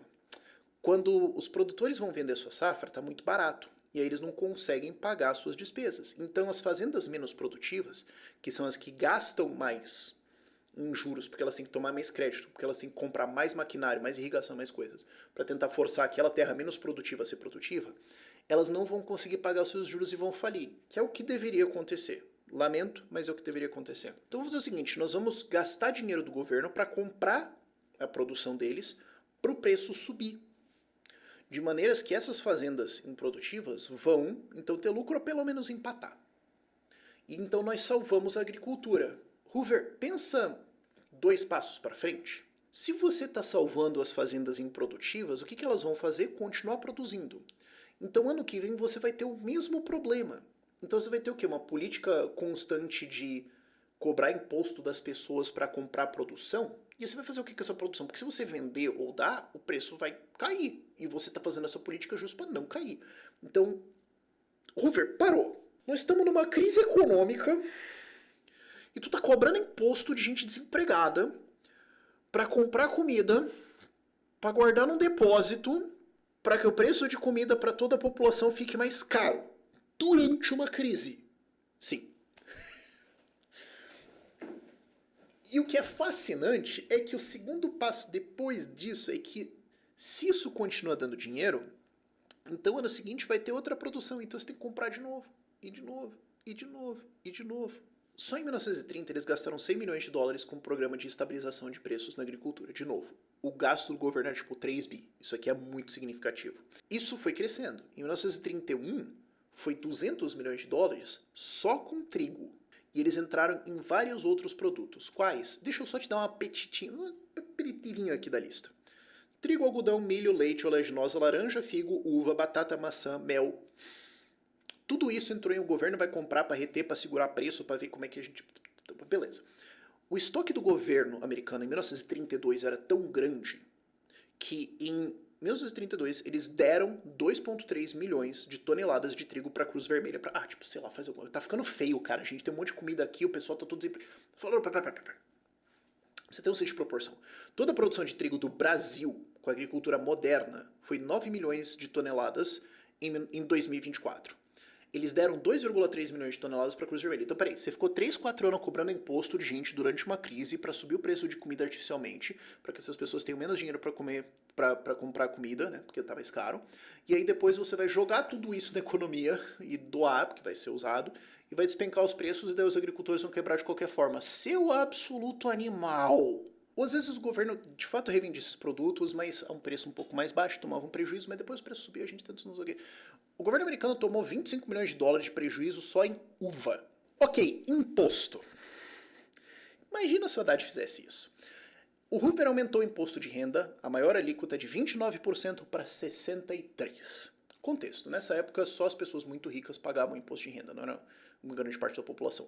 Mas as pessoas ricas são as que mais poupam e as que mais investem. Então se você está tributando o dobro da renda delas, vai ter menos dinheiro poupado para investir, porque é isso que elas fazem. Agora só imagina se o Haddad ou o Lula chegassem hoje e falassem, ó, nós vamos subir, porque 29 é quase o nosso 27,5% de imposto de renda. Imagina que eles falam, olha, a reforma nós vamos subir para 63%. Todo mundo com 3 neurônios ia falar, tá, mas qual que é a diferença disso e literalmente comunismo? Eu não tô entendendo. Foi o Hoover fazendo isso. E a galera diz que ele era de livre mercado. Ele subiu o imposto em empresas de 12% para 13,75%. Você fala, 1,75%, poeta. Mas é que as pessoas acham que as margens de lucro das empresas são tipo assim, 50%. Aí quando você vai ver, tipo assim, 10%. Durante uma crise cai para 3, 4%. Beleza, se o governo coloca mais 2% de imposto, eles acabaram de levar metade da margem de lucro. Cara, é grave isso aqui. Mas em termos de devastação econômica, pouca coisa na história dos Estados Unidos, e é uma longa história, se equipara ao que foi a tarifa Smoot-Hawley. Aí você pode falar, Smoot-Hawley, que são os 2 senadores que apoiaram a lei. Muitas vezes você tem essas leis que tem 1 ou 2 senadores apoiando, e tem os nomes dos caras ali. Isso foi uma tarifa de importação, imposto contra importação de produtos para os Estados Unidos em cima de 20 mil produtos. Isso subiu a tarifa média de importação de 40%, o que já era alto, para 60%, o que foi o maior nível da história dos Estados Unidos, exceto em 1848, quando foi aprovada uma lei que foi apelidada de Tarifa das Abominações. Essa foi equivalente. Ela foi aprovada em junho de 1930 e é por isso que eu fiz o corte em maio de 1930. A partir daqui, até a instalação dessas tarifas na prática e isso começar a afetar os preços dos Estados Unidos, isso destruiu a economia americana. Primeiro, ao encarecer importações que são necessárias para a operação da indústria e da produção americana no geral, e segundo, porque países retaliam tarifas. Se você coloca tarifa de importação neles, eles colocam em você. Um dos maiores produtos de exportação dos Estados Unidos era produtos agrícolas. E eles tomaram tarifas e por isso perderam acesso a mercados, o que levou à falência sequencial explosiva do setor agro-americano ao longo de 1931 e 32. Por que existe um delayzinho? Porque, de novo, estamos em 1930. Comércio internacional leva tempo. Então, quando você coloca as tarifas de importação, ainda tem que esgotar os estoques internos de que você tem. Tem o tempo dos outros países retaliarem as suas importações e os estoques internos dos produtos que você exportou para eles zerarem. E daí, novos produtos serem enviados e serem taxados. Isso leva meses, ok? Mesmo hoje, isso leva meses. Em 1920 e cacetada, ou 30 cacetada, levaria mais tempo ainda. Então, os efeitos disso começam a ser realmente sentidos em 1931. Então, o desemprego dispara em 32 para 24, 25% e a economia americana é devastada, fazendo então a queda de 85% da bolsa de maio de 1930 para frente, até o fundo que foi alcançado lá em 1935, quando coincidentemente a tarifa foi revogada, e respondendo então pela destruição do restante do PIB até descer a 53, 55 bilhões de dólares que foi o fundo. Lembrando que eles estavam em pouquinho bilhões em 1929, 103 bilhões em 1929. Parabéns, praticamente metade da economia americana deletada. Fascinante isso. Para a gente ter uma noção da perda de mercados que os Estados Unidos teve, eles tiveram uma queda de 5,4 bilhões de dólares de exportações em 1929 para 2,1 bilhões de dólares em 1933, depois que todos os países retaliaram e o comércio caiu. Então essa queda de 3,3 bilhões de dólares perto do PIB deles, que chegou a ser 55 bilhões de dólares, é de em torno de 6% do PIB de comércio perdido.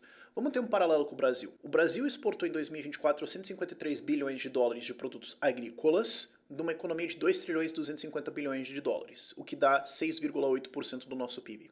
Então, o que aconteceu foi o equivalente a... Imagina se o agro brasileiro não exporta mais nada.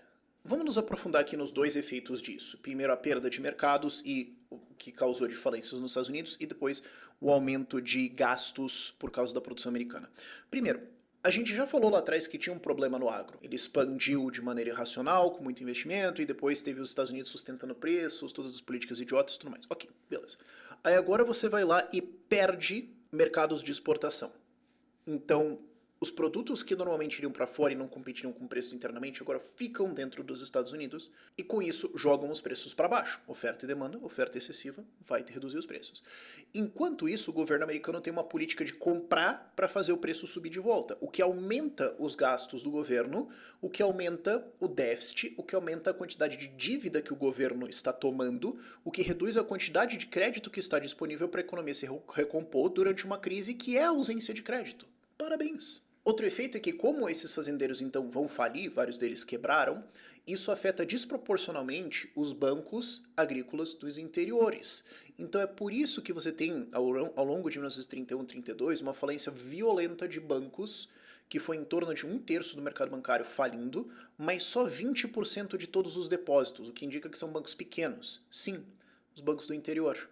Os bancos do interior faliram porque os seus agricultores faliram, os bancos quebram e depois os bancos que são credores desses bancos quebram também. Isso ajuda a explicar, dá muito contexto, de por que lá atrás eu falei lá que o Milton Friedman falou, pô, mas a base de dinheiro do Banco Central continuou expandindo, o problema foi a base de dinheiro em circulação. Tinha um monte de quebradeira acontecendo, um monte de gente falindo, reduzindo a base monetária, destruindo o dinheiro. Principalmente bancos agrícolas no interior falindo porque agricultores perderam os mercados, porque o imbecil do Hoover resolveu sancionar essa lei. E é fascinante que durante a época, é raro você ter um consenso tão grande. Todo mundo falou pra ele, não faz isso que é burrice. Ele fez. Se eu pudesse fazer uma pergunta pra ele, eu ia falar, por que, cara? E depois você tem boa parte da indústria americana também exportando. De repente, eles perdem esses mercados. De repente, você tem muito mais produtos que ficam dentro dos Estados Unidos.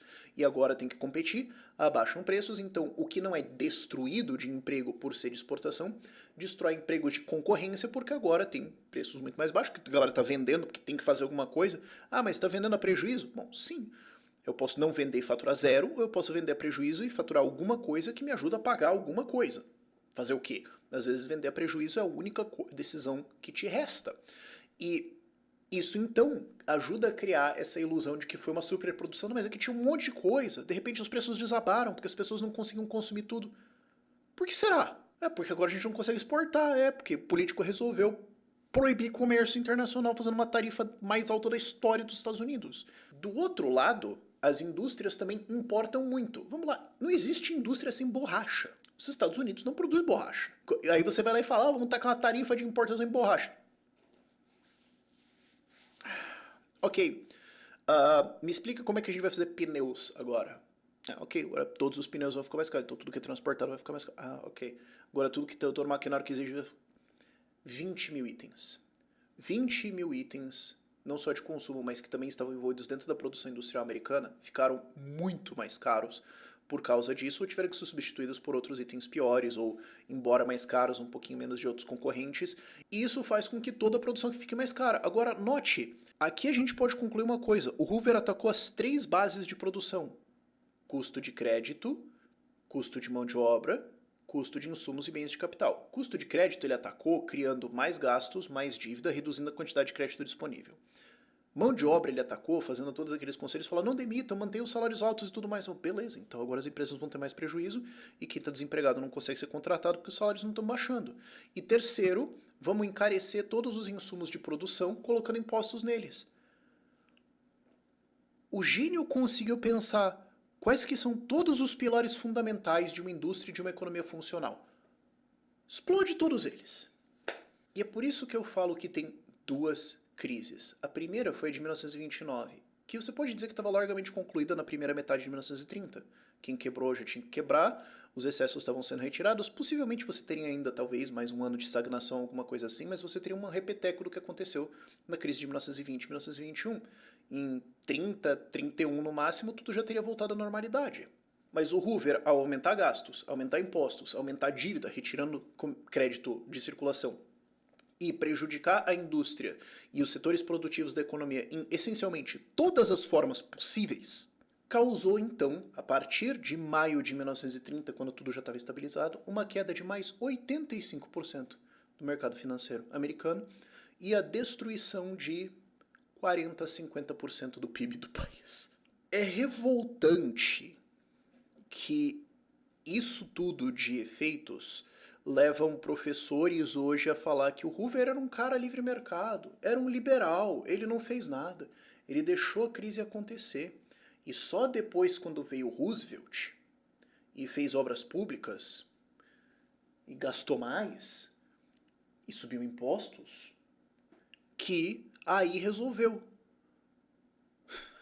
Agora, outra coisa que eu não posso deixar passar dessa época, porque as pessoas precisam entender isso, é que, como eu falei lá atrás, existia uma ideologia progressista no governo na época, no governo, na academia, dentro do empresariado, uma ideologia que defendia controle estatal, que defendia moralismo regulado por Estado, que era anti-liberdade individual, e que era eugenista e que era racista. E essa galera usou a crise como oportunidade para implementar suas políticas. Eu quero fazer também um vídeo sobre como o governo americano perseguiu o negro, como várias leis diferentes prejudicaram a população negra, excluindo eles economicamente. O que aconteceu? Mas, para a gente ficar em um aqui, para você ter o exemplo. Davis-Bacon Act de 1931. Várias coisas importantes aqui. 1931. O governo americano já estava contratando muito fortemente com obras públicas, orçamentos de centenas de milhões de dólares, num contexto em que o orçamento federal é de 3 bi, 4 bi, e um alto desemprego. Então as obras eram colocadas onde tinha alto desemprego para contratar essas pessoas. Então o governo americano virou um grande empregador nos Estados Unidos. Essa lei dizia que em obras públicas, obras feitas pelo governo, deveriam ser pagos prevailing wages, ou seja, o salário médio, o salário que era considerado razoável. Então era uma regulamentação de salário e no máximo 8 horas de trabalho por dia. Ou seja, só se justifica contratar as pessoas muito produtivas.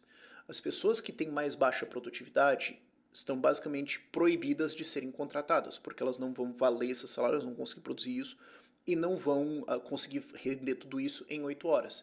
Quem que são essas pessoas? Bom, quando você tem escravidão, segregação, feito inclusive pelo Woodrow Wilson durante a Primeira Guerra Mundial, que era um progressista também. Quando você tem segregação geográfica, que era feita dentro do zoneamento das cidades, que era feita para excluir negros do centro das cidades e jogar eles para as periferias. Quando você tem menos acesso à educação, quando você tem tudo feito para prejudicar essa população, de fato, a produtividade deles vai ser mais baixa. Não porque eles são negros, mas porque teve políticas que foram feitas com o intuito explícito e desenhado de manter eles na pobreza. Então, se existe um salário médio, existe um prevailing wage, vai ter o salário dos brancos e o salário dos negros. A média vai estar no meio. Se eu falo que tem que pagar isso aqui, você entende que eu estou dizendo tá proibido contratar negro? E quem foi um dos criadores dessa lei? James John Davis, Davis-Bacon Act. James John Davis era abertamente racista. É diferente do Woodrow Wilson, que simpatizava com a KKK, passava um ciúminho, mas falava tipo, gente, não, calma, poxa, né? O Davis abertamente falava que, poxa, que bom que a gente tem eugenia, porque agora o americano entendeu a diferença entre sangue bom e sangue ruim. Ele abertamente defendia a KKK. Ele abertamente tinha relações com racistas.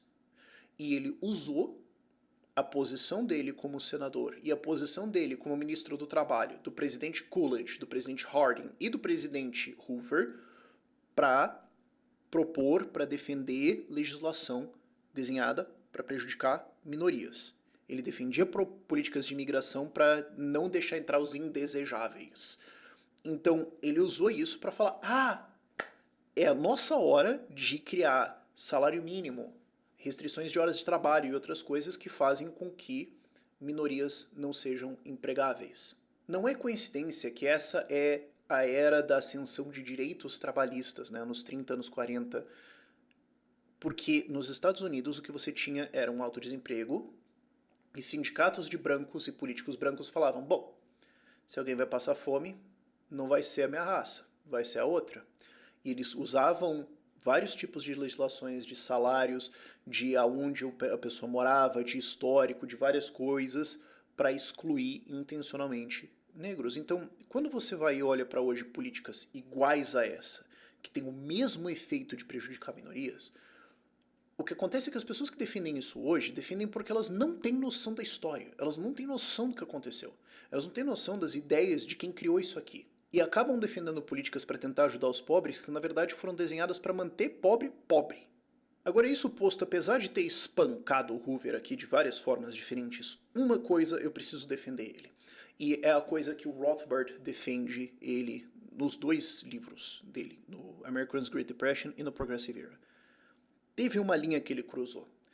O que eu tô te dizendo aqui é que existia um movimento basicamente proto-fascista nos Estados Unidos. Todos os elementos base ali, anti-liberdade de mercado, anti-liberdade do indivíduo, defendendo regulação estatal não só de como que uma indústria vai funcionar, mas de lucros, de faturamentos, de cartelização das indústrias, de organizar o comércio internacional. Existia um grupo que defendia moralidade imposta pelo Estado. Depois você tem leis de proibição de bebida, esse tipo de coisa. Existia esse grupo que falava, não, a gente precisa de um líder forte, acima dessa coisa de legislação, constituição, essas coisas bobas aí, que vai simplesmente falar que é, e é isso aí. Isso é a raiz de fascismo. E esse movimento queria que o Hoover fizesse ainda mais. Embora ele tenha feito várias coisas erradas, em vários pontos ele também estava tentando segurar os outros. Falou, não, eu tô propondo 1 bilhão de obra pública. Ah, que tal 2? Não, peraí, calma, amigo. Não, segurou. Ah, mas a gente tá tentando organizar aqui os caras podem emitir. Vamos obrigar, vamos passar uma lei. Não, peraí, calma. Não vamos aqui intervir na lei em como vai ser emprego, salário, etc, etc. Vamos conversar com os caras e tentar levar na boa. Por mais que ele defendesse intervencionismo em um nível muito significativo para a época, do que foi pedido dele, ele não entregou tudo. Tinha gente que queria ainda mais. Eles queriam ainda mais Estado, ainda mais planejamento, ainda mais poder estatal. E quando Hoover não entregou isso, esse grupo abandonou ele. Em 1932 ele foi para a reeleição e perdeu de uma lavada tão triste. Não é só pelos resultados econômicos, mas pelo fato de que mídia, academia, grande empresariado, todo mundo abandonou ele. Todo mundo queria ainda mais Estado intervindo nisso.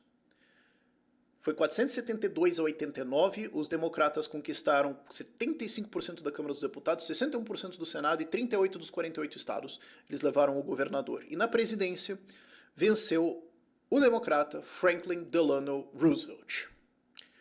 Com ele veio o New Deal, que era justamente entregar toda essa intervenção, planejamento e cartelização, institucionalização de racismo e eugenia e intervenção moral no país que esse grupo queria. E é fascinante que a esquerda defende ele, defende essas políticas, defende todo esse legado de fascismo, de proto-fascismo que foi influenciado, que foi implementado nos Estados Unidos, comemorou quando foi colocado aqui e não sabe as origens das suas ideias. Mas aí também a gente precisa discutir o fato de como é fascinante a semelhança entre socialistas e fascistas muitas vezes, né? Mas a discussão do Roosevelt no New Deal vai para outro vídeo. Agora você entendeu o que de fato aconteceu. E eu espero que a lição que você leve para casa é, primeiro, liberdade funciona, intervenção estatal não. Segundo, confira as fontes, veja o que de fato aconteceu. Quando todo mundo tá falando a história foi isso. Dá aquele conferes só pra... Porque muitas vezes perguntas básicas vão desmontar uma narrativa. E terceiro, saiba que a mentira em cima disso aqui, em cima de tudo que aconteceu na crise de 29 e logo depois, foi usada para justificar a expansão estatal, que prejudicou muita gente, e ainda é o que essa galerinha defende hoje como uma resposta para tentar enriquecer a humanidade, sendo que não deu certo lá e não vai dar certo agora.